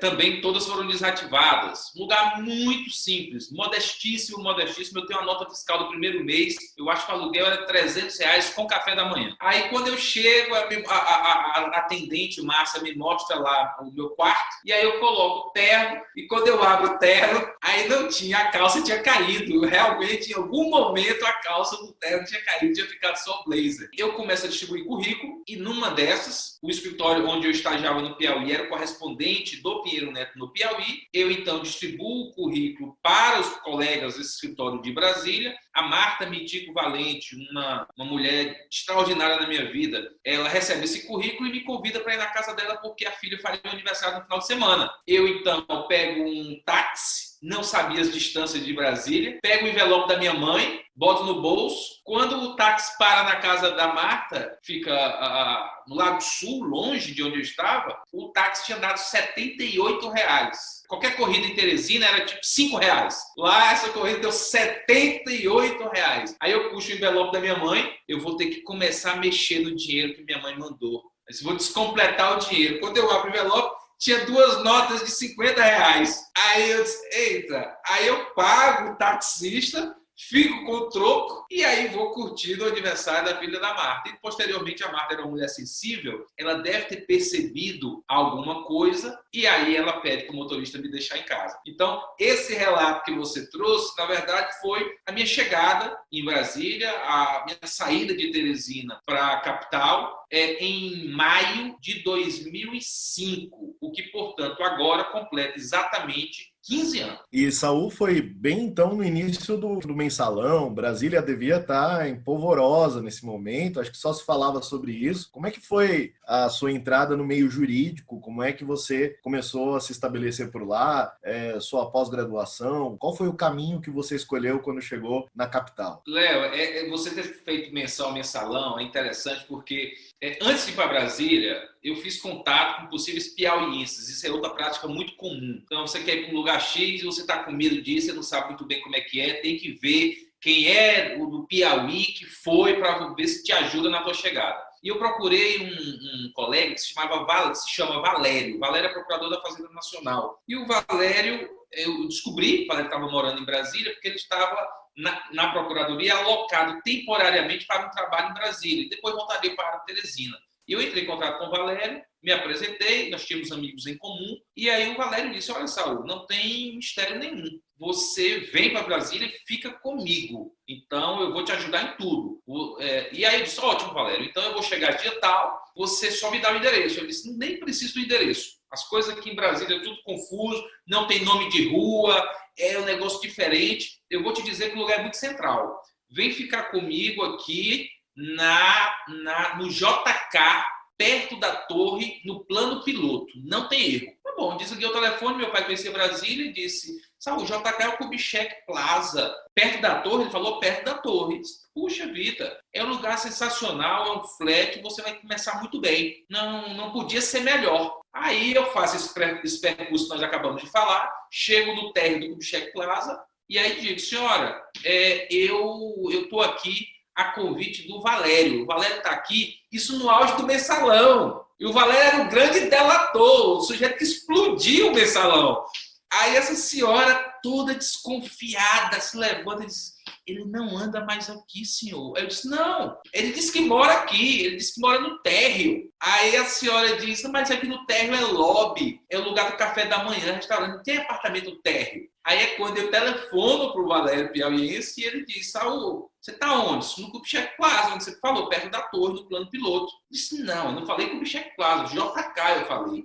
É na pousada JK, na W3 Sul, que era essa pousada para onde eu me desloquei. É só uma lembrança que você, pelo fato do Léo, ter trazido o momento nacional, o julgamento do mensalão, ápice no país e tudo mais. Eu, então, tinha tido contato com a Marta, então ela, vamos dizer assim, ela me adotou. Ela queria fazer o bem na minha vida. De graça, não tinha como retribuir de nenhuma maneira. Era um jovem, tinha acabado de chegar, mas ela de alguma maneira queria me ajudar. E aí a Marta pega meu currículo, manda meu currículo para a Patri, uma empresa de relações governamentais, que eu não fazia a menor ideia nem o que era relações governamentais, imagina a Patri. E ela pega o meu currículo e manda para a Patri e faz um comentário. Pessoal, estou encaminhando o currículo do meu melhor estagiário, que nós não conseguimos contratar. Não tinha como, que eu morava no Piauí, como é que eu ia ser o melhor estagiário da Marta? Então ela faz esse comentário, a Fernanda, que era sócia da Patri, recebe esse currículo. E quando eu estava lá na pousada, a Márcia, que era recepcionista, ela grita, porque o telefone que eu dei no currículo era o telefone da pousada. Então a Marta grita, Bahia, chamava todo nordestino de Bahia, ou de Paraíba, normalmente Bahia. Bahia, telefone. Aí eu atendo o telefone, o sujeito está do outro lado e diz, olha, recebemos o seu currículo e queremos marcar uma entrevista. Isso tinha sido tipo um dia antes de eu ter encaminhado esse currículo para a Marta. Aí eu disse, o nome dele. Claro, eu vou com todo prazer. Onde fica? O que é exatamente? É um escritório de advocacia? Ele disse, não, é relações governamentais. Ah, excelente. É do governo? Vocês trabalham com o governo? Não, senhor, aqui é relações governamentais. Ah, tá bom, tá certo. Não entendi, eu não sabia o que era relações governamentais. E aí ele disse, olha, fica aqui no Liberty. Mas onde fica o Liberty? O Liberty fica por trás do Varig. Onde fica o Varig? O Euler fica na frente do Brasília. Então não sabia nada, ele dava os pontos de referência que as pessoas que moravam em Brasília sabiam, e eu mesmo não sabia de nada, onde ficava coisa nenhuma. Aí tudo bem, saí, tinha um ônibus pequenininho, que era mais luxuoso do que o coletivo, que se chamava Zebrinha, era menorzinho. Peguei o Zebrinha, desci na frente do Brasília Shopping, fui caminhando até o prédio, que se chamava Liberty Mall, e entro na sala para fazer entrevista com a Fernanda Arbex. Fernanda Arbex veio com o currículo, disse, olha, eu passei a vista muito rapidamente, mas o fato é que veio indicado da Marta do Pinheiro Neto e eu não tinha como não fazer a entrevista com você. Soube que você foi o melhor estagiário que teve lá. Aí eu ali não ia revelar toda a verdade, estava desesperado pelo emprego. Aí disse, pois não, Fernanda. E aí começou a entrevista. Foi uma entrevista assim, absolutamente surreal. Então a entrevista, a Fernanda dizia assim, Saúl, então me fala aqui uma coisa, você, aqui a gente trabalha com relações governamentais. Você sabe o que é relações governamentais? Então, eu perguntei para o cara que me telefonou, mas se era que era do governo, mas ele não me explicou nada. Ele disse, não tem nada a ver com o governo. Relações governamentais, outra coisa. Eu vou te falar depois. Me diz uma coisa, você tem experiência com a Receita Federal? Porque lá dentro tinha um núcleo tributário e você monitorava os atos emanados da Receita Federal. e reportava isso aos clientes. Você tem experiência com a Receita Federal? Disse, não, doutor, eu não tenho experiência. Toda a vida lá no Piauí eu fui isento, então nunca mexi, nunca fiz nada. Aí ela riu assim, meio que sem acreditar, incrédula. Aí ela, não, tudo bem, a Receita Federal é super fechada mesmo, é super fechada, não se preocupa, a gente vai te ensinar tudo. E com o Congresso Nacional, você conhece o Congresso? Porque a atuação é eminentemente no Congresso Nacional, na análise da produção normativa do país. Isso é o trabalho da pátria. Aí eu disse, já conheço o Congresso. Ótimo, excelente. Porque nós vamos cobrir as comissões temáticas em matéria tributária do Senado e da Câmara, Finanças e Tributação e Assuntos Econômicos. Aí ela disse, qual a sua experiência no Congresso? Eu disse, não, eu conheço o Congresso, eu estive lá. Eu cheguei recentemente e no domingo estive lá e passei o domingo todo visitando. Então, eu conheço tudo lá do Congresso. Aí ela olhou ali, ela disse, meu Deus. Aí ela disse, não, tudo bem, tá ótimo, excelente, excelente, você vai ter tempo para conhecer o Congresso. Me fala então, para a gente encerrar essa entrevista, me fala então a sua pretensão salarial. Você quer ganhar quanto? Tem uma ideia? Aí eu pensei no Piauí, sabe, Leonardo? Pensei no Piauí. Aí eu disse, rapaz, até semana passada eu ganhava R$200 no estágio. Só que aqui é diferente, aqui é um negócio diferente. Brasília é mais caro, então eu não posso dizer R$200. Então eu já sei, como a entrevista foi uma tragédia, eu vou colocar um salário impagável. Pelo menos para eu ter a dignidade de dizer que não fiquei porque eles não conseguiram pagar o que eu pedi. Pelo menos para eu poder dizer isso.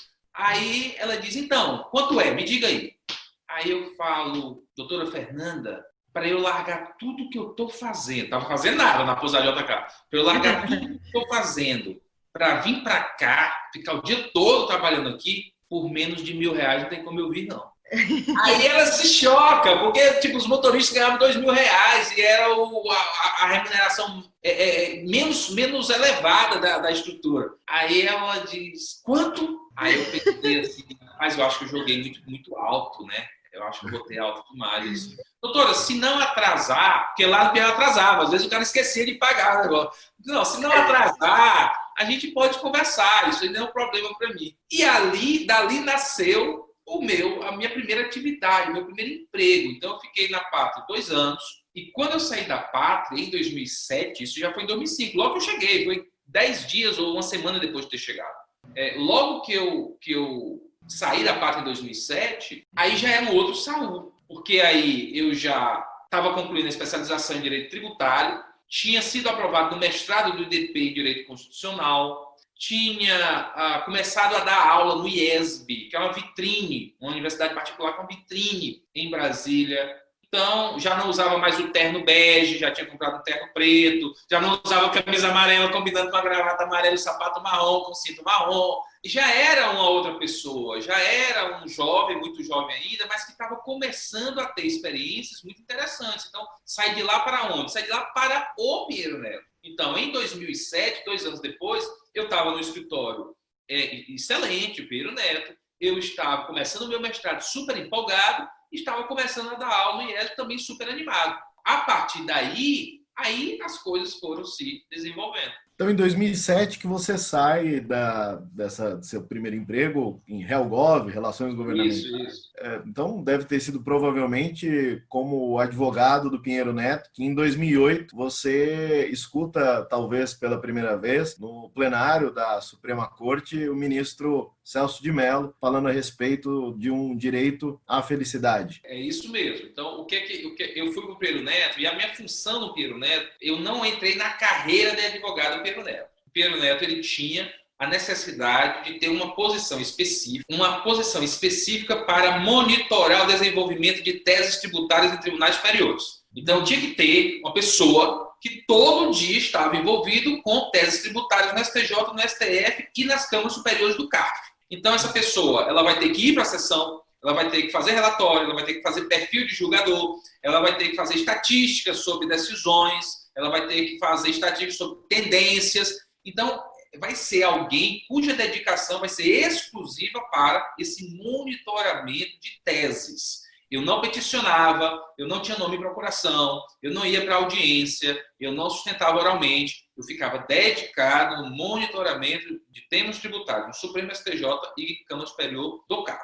Daí, em 2008, O que acontece em 2008, Leonardo, é que no âmbito do mestrado, que comecei em 2007 e concluí em dezembro de 2008, nesse intervalo, em 2008, eu publico um artigo muito simples, muito singelo, que era, inclusive, requisito de cumprimento de uma das disciplinas. É muito comum no mestrado você ter a disciplina e, ao final, você tem que publicar um texto sobre o direito à busca da felicidade, que, na verdade, era nada mais do que uma repetição do que os americanos já tratam há muito tempo. Então, eu pego o que os americanos falam a partir da Declaração de Independência, apresento e, nessa apresentação, tento fazer uma reconstrução no Brasil. Isso publicado em 2008. Quando salvo engano, 2010, aí eu estava na sessão do Supremo, era um dia 30 de abril, me lembro que era o aniversário do meu pai, e era uma sessão absolutamente ordinária da minha vida. Era mais um dia que eu iria sentar no tribunal às 2 horas da tarde, eu me levantar desse tribunal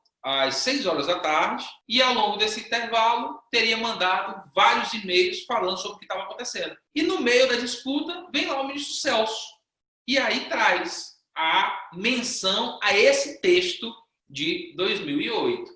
Aí ali realmente muita coisa mudou. Eu já tinha concluído o mestrado, que eu concluí em 2008, então eu já estava no doutorado na PUC de São Paulo, estava começando o doutorado na PUC de São Paulo, e vem a menção do ministro Celso. Aí ali realmente foi um momento para mim muito especial, porque tinha sido um texto muito singelo, mas com uma ideia muito sincera, uma ideia, uma iniciativa, eu acho, quando eu olho para trás, mais de 10 anos isso, muito corajosa de tocar num tema que muitas vezes é recebido com muita galhofa, é recebido assim, com muita brincadeira, e que teve o reconhecimento do decano do tribunal no julgamento das uniões homoafetivas. Então, ali eu senti que eu podia contribuir. Ali eu senti, olha, se eu fechar os meus ouvidos para a gritaria lá fora, se eu fechar os olhos para os dedos apontados no meu rosto lá fora e me dedicar ao estudo da felicidade, a vida já está me mostrando que essa temática pode contribuir, pode empoderar pessoas, pode emancipar pessoas. E foi aí que eu entrei a fundo na temática, já no doutorado na PUC. Eu concordo com você, que você foi muito corajoso. Eu imagino quantas críticas você não deve já ter escutado ao longo de toda a sua carreira, porque a gente sente uma necessidade de temas concretos, de temas palpáveis, de problemas mais concretos, né? Aliás, essa é uma crítica que se faz aos pesquisadores da área do direito, que muitas vezes a gente não trataria de temas tão concretos se a gente comparar com outras áreas de pesquisa. E, inclusive, essa era uma coisa que eu tinha pensado em te perguntar. Como que a felicidade pode ser tratada como objeto de pesquisa, mas não simplesmente como objeto de pesquisa. A gente vê que nos últimos anos a ciência econômica, a psicologia vem se dedicando a pesquisar a felicidade. No entanto, quando a gente começa a estudar direito, a primeira coisa que a gente escuta é: o direito regula as condutas humanas, e nada me parece mais distante da felicidade do que algo regulando as condutas humanas. E aí eu queria te perguntar como que algo tão abstrato, algo tão subjetivo, eu nem vou aqui tentar trazer uma definição de felicidade, tá, Saul? Eu sei que... Mas como que algo tão abstrato e tão subjetivo pode ser objeto do direito, que é voltado à regulação das condutas humanas? Perfeito, Letícia. Antes de qualquer coisa, para você saber, nenhum terreno minado, nenhum tabu, eu não posso falar nada, porque senão o Saul vai ficar machucado, tadinho. Eu subscrevo integralmente o que você disse, e ainda mais na perspectiva de quem teve que escrever uma tese de doutorado a respeito. É fluido, é claro que é fluido. O tema tem muitas nuances. O economista vai apresentar uma perspectiva, o filósofo vai apresentar uma perspectiva, o sociólogo vai apresentar uma perspectiva, o psicólogo vai apresentar uma perspectiva, a neurociência vai apresentar uma perspectiva. Eu recebi recentemente uma mensagem de um arquiteto que queria construir cidades mais felizes. O desenho urbano lida com isso dentro de uma escola que fala em cidades para pessoas. Ele é fluido. E o direito, e você fala bem, como sendo aquele mecanismo construído por nós para intervir na conduta humana, quase sempre incursionando na nossa liberdade, quase sempre fazendo recortes na nossa liberdade, e a felicidade sendo em nossos corações, antes de tudo, a possibilidade de exercer essa liberdade, de pelo menos eu poder montar o meu projeto de felicidade, correr atrás dele, tendo chance de realizá-lo, onde é que a felicidade bate a porta do direito? O caminho, e isso foi que foi muito importante na tese, foi o contrário. O direito começou a trazer a felicidade para dentro da sua casa normativa sem que houvesse uma dedicação teórica a respeito das consequências disso. Então, nós começamos a ter a Constituição da Coreia do Sul, país respeitável, do Japão, não precisa apresentar o Japão. Então, instrumentos centrais que trazia expressamente a menção à felicidade. Dessa vez, já não mais como trazia a Declaração de Independência dos Estados Unidos, que era uma proclamação retórica, um documento político, uma emanação de um grito de liberdade. Aqui estava na Constituição. E a Corte Constitucional da Coreia do Sul, ela começa a proferir decisões utilizando como fundamento o artigo 10 da Constituição, que coloca dignidade e felicidade um ao lado do outro. Eu tive na Corte Constitucional da Coreia do Sul, em Seul. Quando eu entrei no prédio da Corte Constitucional da Coreia do Sul, tem uma base de concreto que dá sustentação a todo o edifício da Corte, que é um edifício muito grande. E nessa base de concreto tem um dispositivo escrito em coreano, naturalmente eu não domino. E aí eu chamei, alguém disse, e aí a pessoa a quem eu me dirigi trouxe uma Constituição coreana em inglês. É o artigo 10 da Constituição, o artigo que fala da dignidade e da felicidade. Por que vocês colocaram isso na base do prédio? Um negócio assim que é impossível entrar sem ver esse negócio aqui. Ele disse, porque nós entendemos que a interpretação da Constituição precisa começar nesse dispositivo e terminar nesse dispositivo. Assim como a porta de entrada desse prédio, qualquer pessoa passa por ela na entrada, passa por ela na saída. O fato, portanto, é que o direito começou a normatizar a felicidade, podendo deixar para o intérprete, juiz, ou para o formulador de políticas públicas, executivo, ou para o elaborador de leis, legislativo, um espaço autoritário para alguém, de repente, acordar de manhã e dizer eu vou normatizar a felicidade por decreto, eu vou dizer o que é felicidade na vida das pessoas. O trabalho da tese foi reativo. A tese não cria o direito à felicidade. A tese identifica constituições em todo o mundo que trouxeram para o seu corpo normativo a felicidade e se aventurou numa tentativa de oferecer recortes para que não haja um uso retórico ou autoritário de um suposto direito à felicidade, que na verdade pode ser só a força do mais forte sobre o mais fraco. Então, nós temos casos, notícias fascinantes.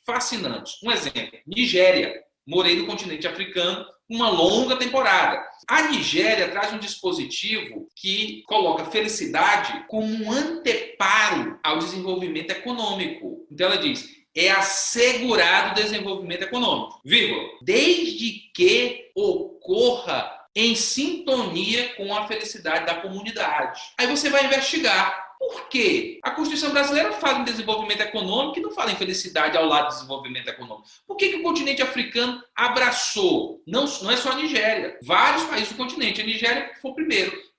Por que o continente africano abraçou isso? Escravidão, é desenvolvimento econômico. Em menosprezo da felicidade da comunidade. O explorador está feliz. A comunidade está vilipendiada. Depois, colonialismo. Nações europeias pegam o continente africano, riscam ele no mapa, se apossam como senhores de vários locais. Hoje tem um rei naquela comunidade, amanhã esse rei é um trabalhador braçal de 2 estrangeiros que chegaram lá e vão dar as ordens a partir de agora. Isso foi terrível no continente africano. Terrível. Privavam as pessoas de falar a própria língua. Imagina hoje nós passarmos aqui a ser uma colônia da Rússia e nós somos privados de dizer eu te amo na nossa língua. É uma violência. Então, o continente africano, ele diz, desenvolvimento econômico a gente quer, todo mundo quer desenvolvimento econômico, mas eu preciso de um anteparo. Eu preciso que as emoções também sejam consideradas e respeitadas. Nós somos seres emocionais, e como somos seres emocionais, a felicidade está sempre orbitando nos projetos de vida. O que é felicidade? Não precisa ter resposta. É até bom que não tenha, porque essa resposta, quando estatal, ela é autoritária, ela vem de cima para baixo e é artificial. Cada pessoa tem o seu projeto de felicidade e eu reconheço essa aventura como merecedora da minha consideração e respeito. Portanto, a tese ela foi uma resposta, ela foi reativa. Eu observei que nações começavam a constitucionalizar a felicidade. E a partir dessa constatação, eu tentei oferecer, teoricamente, incursões para o fenômeno, justificativa para o fenômeno e recortes a um conceito possível, para tirar do Estado a possibilidade de, por decreto, estabelecer o que é a minha felicidade, que eu jamais aceitaria. Me veio até uma parte da sua tese que você se refere ao Reino do Butão. Então ele trata daquele conceito paternalista de felicidade imposto por uma autoridade estatal. Então eu queria que você comentasse um pouco exatamente sobre esse conceito e essa deturpação do conceito, né, melhor dizendo. O Butão aconteceu o que receava que acontecesse aqui ou em outros lugares do mundo. Teve um avanço extraordinário. Um jovem, certo dia, resolveu estabelecer alguns limites a uma monarquia que existia no Butão, estabelecer poderes, criou uma Suprema Corte, permitiu que houvesse algum controle desse poder, criou-se, portanto, a monarquia constitucional. Grande avanço, não há dúvida em relação a isso. Esse tipo de avanço implementou grandes melhorias na vida dos butanenses. Então, isso está fora da discussão. Todavia, ao estabelecer a felicidade e a criar em substituição ao PIB, ele substitui o PIB e cria o Índice de Felicidade Interna Bruto. Índice de Felicidade Interna Bruto em substituição ao PIB. Todo mundo, na sequência da criação desse indicador, bateu as portas do rei e perguntou: mas como é que vai ser calculado esse indicador? Ele vai ser calculado com mais budista você for, com mais tradicional você for, com mais tradicional você se vestir, com menos contato com as novidades ocidentais você tiver, com mais proteção você der para a cultura local. Quando terminou o cardápio, com a preocupação que a Letícia já tinha apontado, ninguém tinha liberdade. Ninguém tinha liberdade. E aí tinha, no Butão, tinha várias pessoas de Bangladesh que viviam lá. E nenhuma dessas pessoas compartilhavam esse cardápio. Elas não eram budistas, elas não falavam o idioma que foi estabelecido como um dos elementos da felicidade interna bruta. Elas não se vestiam da forma que o indicador da felicidade interna bruta estipulou. E, claro, foram absolutamente marginalizadas. Houve um ganho na implementação de políticas públicas, redução do analfabetismo, implementação de políticas sociais, que normalmente governos fortes, quando tem a intenção de implementar essas medidas, consegue, porque o contraponto é reduzido, o embargo é reduzido. Todavia, há um custo muito grande do que nós abraçamos como liberdade. Então, o ponto que o Alexandre traz do Butão o Butão ele é sempre lembrado, ele é sempre ilustrado, você sempre vai ver de uma maneira meio pitoresca, meio caricata, falando do Butão pelo fato de ele ter estipulado esse indicador, mas esse indicador, por vir de cima para baixo, veio a reboque de inúmeras liberdades que nós abraçamos e que certamente em nossas vidas nós estranharíamos e nós elevaríamos nossa voz contra isso. E diríamos, se liberdade, se felicidade vem a esse custo, deixa eu ser feliz ao meu modo. Saul, já que a gente partiu do exemplo do Butão ali, que é uma felicidade imposta de cima, os padrões de felicidade, como conciliar a felicidade individual com a felicidade, vamos dizer assim, padrão ou almejada? E aí eu trago também outro exemplo que você escreveu na sua tese de doutorado, né, os chamados prazeres perversos. Então, a gente tem uma série de manifestações culturais em alguns locais do Brasil, rinha de galo, farra do boi, que de fato eles historicamente trazem a felicidade daqueles indivíduos que participam dessas tradições. No entanto, são considerados esses prazeres perversos, né? Então, como fica essa relação estatal para limitar esses determinados prazeres? Nesse particular, a tese trabalha com, e não tinha como não trabalhar, com a ideia de utilitarismo. Porque nós temos no utilitarismo várias formas de utilitarismo. Inclusive, no Brasil, a tese mostra isso, muitas das decisões do Supremo que invocam a proporcionalidade nada mais são do que decisões utilitaristas. Está sendo feito um cálculo, medindo as consequências e tomando uma decisão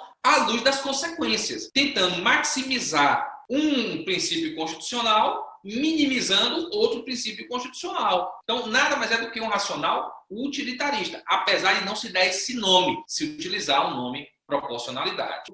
Onde é que entra a ideia de prazer sádico ou prazer perverso ou prazer sádico na tese de doutorado? A ideia utilitarista que é possível, num cálculo geral, você maximizar a felicidade do maior número, reduzindo a dor e sofrimento do maior número, tanto quanto possível, esse racional que começa com Bentham e é refinado por Stuart Mill e até hoje pulula de autor para autor, esse racional pode ser muito cruel com o indivíduo isolado e também pode abrir ensejo para que alguém, igualmente de forma autoritária, sem qualquer compromisso com a coletividade, diga: isso, apesar de causar dano ao outro, me faz feliz. Logo, eu estou revestido do direito de exercer o meu direito à felicidade. A tese afasta essa possibilidade. Muitos casos de violência doméstica revelam no agente violento um certo prazer sádico de dominar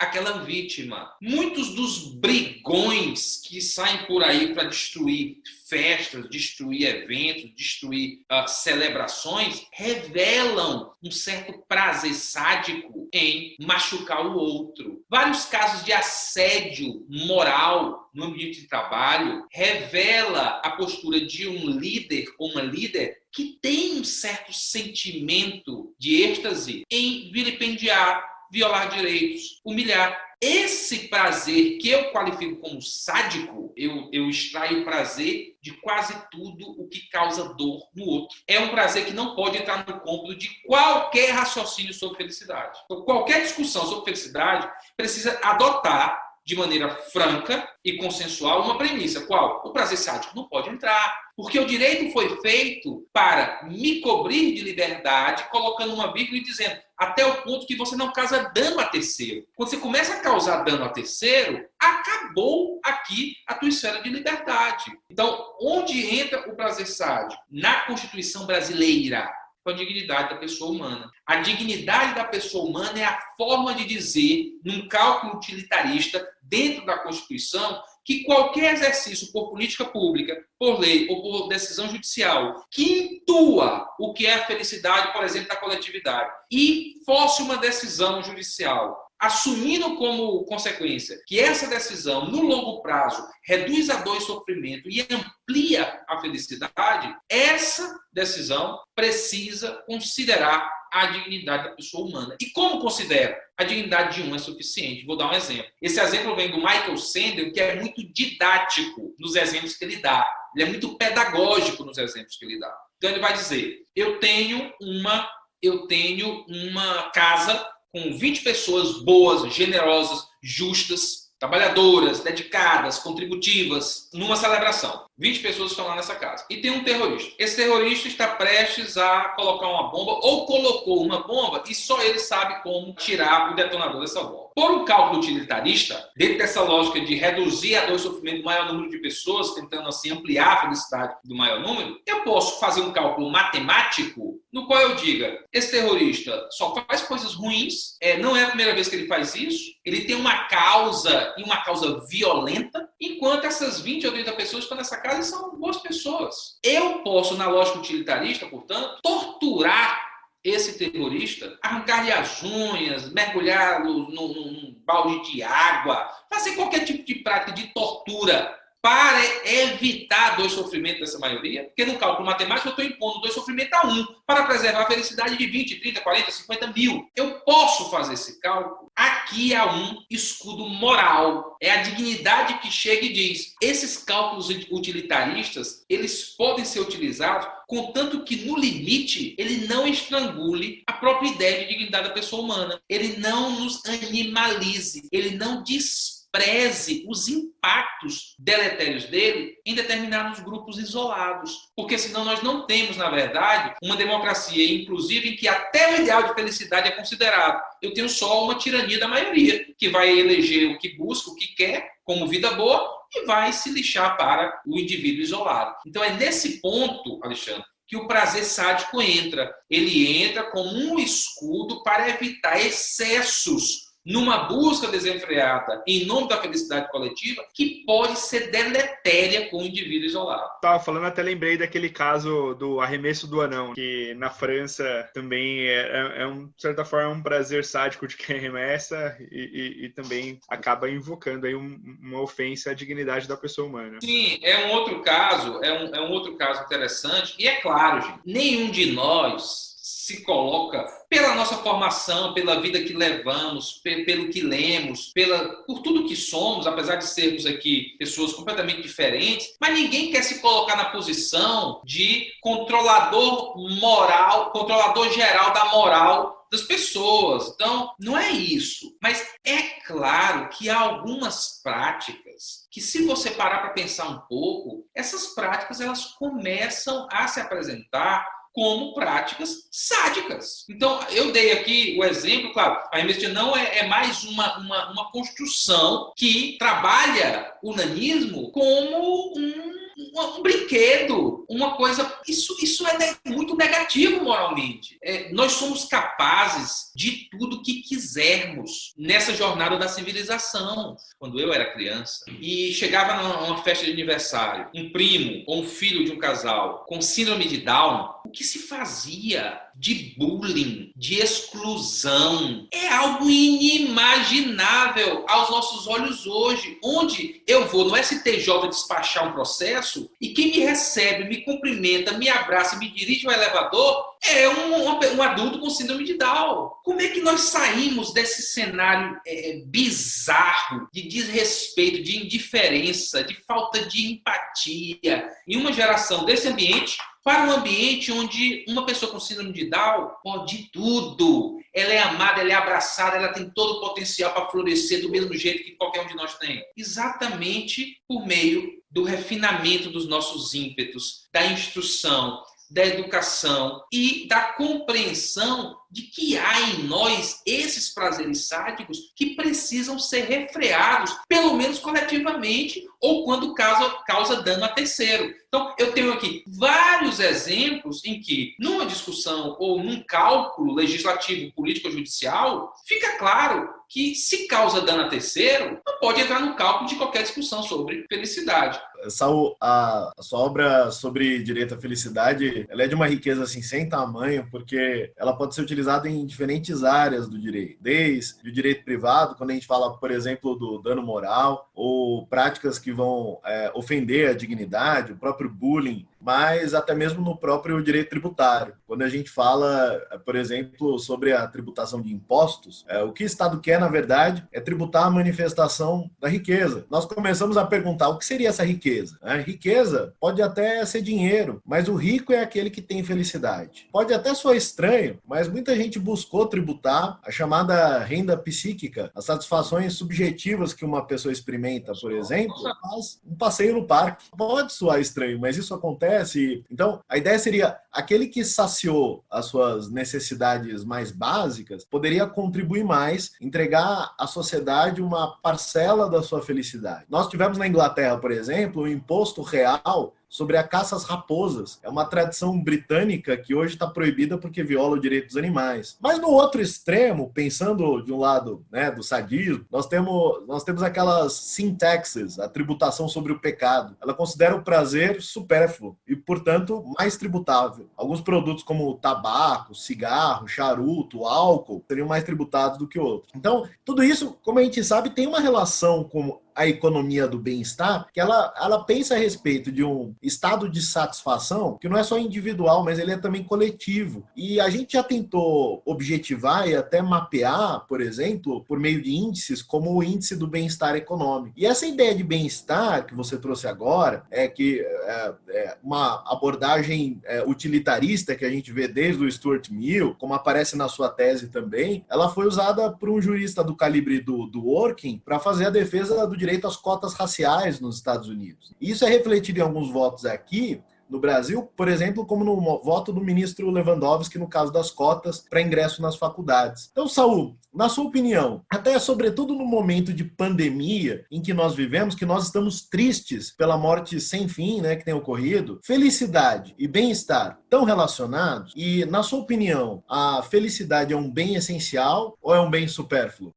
Antes de respondê-lo, essa breve incursão que você fez ao racional do ministro Ricardo Lewandowski, que mostra exatamente como o Supremo aplica o utilitarismo sem dar o nome utilitarismo, chama de proporcionalidade. O que é que diz o voto do ministro Ricardo Lewandowski? Vivemos no Brasil, um país majoritariamente negro, e eu não vejo toda a comunidade afrodescendente nas universidades. Então, vem uma política que reconhece múltiplos gargalos, os mais variados, que foram se acumulando ao longo da história, que impõe a esse grupo uma dificuldade tão grande para saltar esses múltiplos desafios que foram acumulados de várias ordens, que eu preciso de uma política contra-majoritária, eu preciso de uma ação afirmativa, senão não vai. Espontaneamente, naturalmente, aguardando que os anos passem e que as coisas se resolvam, não vai. Eu preciso de uma ação afirmativa, dentro de uma janela temporal, a partir da qual eu vou medindo as prognoses, vou medindo o sucesso da política e posso estendê-la e encerrá-la. E aí vem múltiplas políticas afirmativas e o ministro Lewandowski diz: quando eu forço, por meio de uma política afirmativa, a transformação da sociedade, nesse particular, eu darei a oportunidade para nascer líderes afrodescendentes nas universidades, porque a universidade é palco para a construção de liderança. Os bairros terão mais agentes transformadores afrodescendentes. O país passará a ver em posições de poder mulheres pretas, homens pretos. E esse conjunto vai, mesmo que mitigando temporariamente a modalidade natural de ingresso nessas instituições de ensino superior, ele vai conferir uma utilidade para a nossa comunidade. É como se o ministro dissesse: nós seremos mais felizes assim, com essa inclusão. Ele não escreve isso, mas a lógica que ele vai desenvolvendo à luz da proporcionalidade, se vocês, acadêmicos, pesquisadores que são, testarem, vocês conseguem ter uma resposta à luz do utilitarismo, à decisão que ele tomou. Partindo disso vem a grande pergunta. Vocês não me fizeram a grande pergunta. A grande pergunta é: mas se no Brasil tem o direito à felicidade, e eu abro, trouxe para vocês, também fiz meu dever de casa, viu?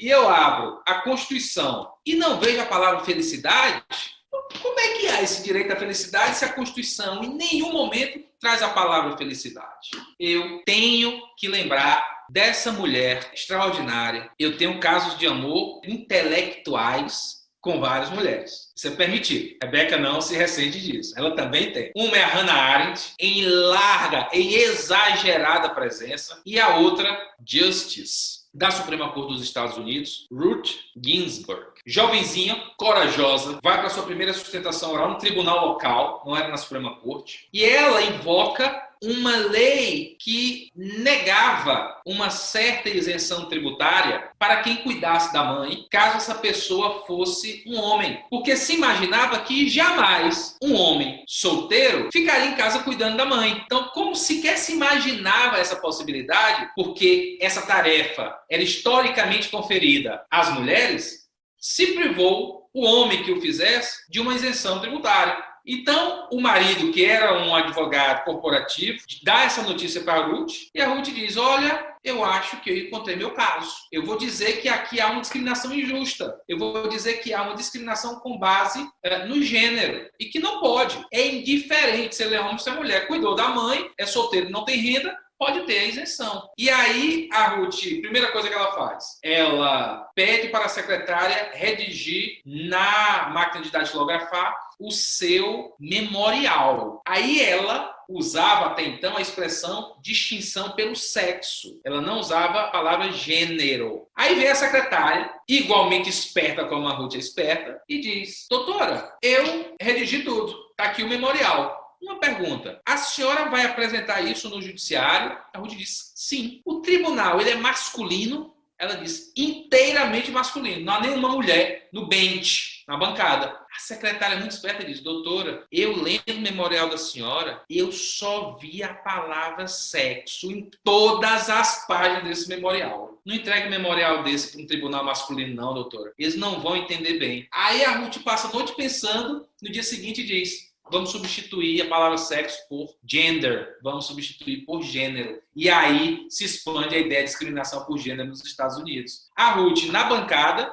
faz sua primeira sustentação oral, insegura, hesitante, primeira vez, nervosa, bate no microfone, o sujeito suplanta os argumentos dela, ela fica chateada, e a Ruth vai então para a tribuna e faz uma grande explanação, e um dos magistrados diz: a senhora passou a tarde inteira tomando o tempo do tribunal, invocando uma discriminação com base no gênero, em nome do direito das mulheres, a tarde inteira falando do direito das mulheres, à luz de uma Constituição que em nenhum momento traz a palavra mulher, nem lembrou a palavra mulher. E a senhora está aqui vindicando direitos à luz do direito à mulher, do direito das mulheres. O que a senhora acha de vindicar direito à luz de um termo que sequer na Constituição está? A Ruth volta e com aquela magia lá dentro diz: como também não há a palavra liberdade, excelência, na Constituição dos Estados Unidos. E nem por isso nós deixamos de ser esse solo de justiça e liberdade que todo o universo copia. A palavra felicidade não está na Constituição. Mas fazendo alusão ao que o Leonardo diz, bem-estar está em todos os lugares. A Constituição é aberta pelo preâmbulo que fala em bem-estar. A Constituição, quando fala dos trabalhadores urbanos e rurais, fala de bem-estar. A Constituição, quando fala sobre a função do desenvolvimento urbano, diz que não é o PIB essa função. Não é incremento de riqueza, engarrafamento aumenta o PIB, estresse aumenta o PIB, colisão de veículos aumenta o PIB, gente no psiquiatra aumenta o PIB, remédio tarja preta aumenta o PIB. A Constituição não diz que a finalidade do desenvolvimento urbano é isso. Ela diz que é o bem-estar dos seus moradores. O bem-estar dos seus moradores. Como a tese responde? Que bem-estar? Um bem-estar objetivo, que é realizado praticamente pelo avanço dos direitos sociais. Eu tenho uma casa que numa noite quente tem um ar-condicionado? Tem bem-estar objetivo. É tangível, é palpável, é realizável por meio do investimento. Você mandou botar o chuveiro, está realizado o bem-estar. Casa própria é bem-estar. Transporte é bem-estar. Tudo isso é bem-estar objetivo. Mas a Europa, que mais avançou na implementação do bem-estar objetivo, à luz do chamado estado de bem-estar social, de repente, certo dia acordou e viu relações domésticas absolutamente disfuncionais, casos de alcoolismo, consumo intenso de drogas,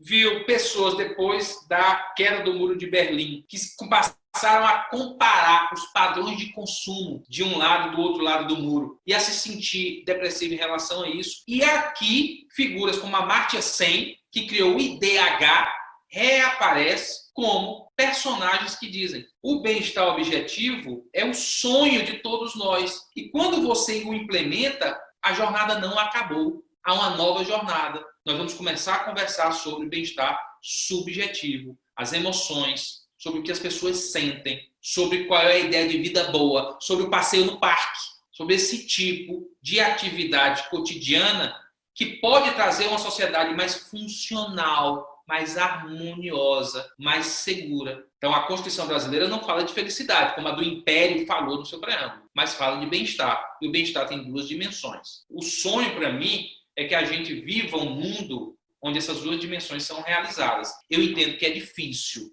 Na área externa da Corte Constitucional da África do Sul, há um letreiro em língua portuguesa, um letreiro que foi trazido do Brasil. Diz: a luta continua. Esse letreiro, do jeito que na corte da Coreia do Sul fala assim: felicidade na entrada, na saída, felicidade e dignidade, esse letreiro fica na entrada e na saída do plenário. Uma vez eu perguntei para o Albi Sachs, um juiz aposentado da Corte Constitucional da África do Sul, foi indicado pelo Nelson Mandela. Por que aquele letreiro? Ele que levou esse letreiro. Por que aquele letreiro? A luta continua na área externa do plenário da Corte Constitucional. Todo mundo que entra e sai vê. Ele disse que na jornada da realização dos direitos fundamentais, a luta sempre continua.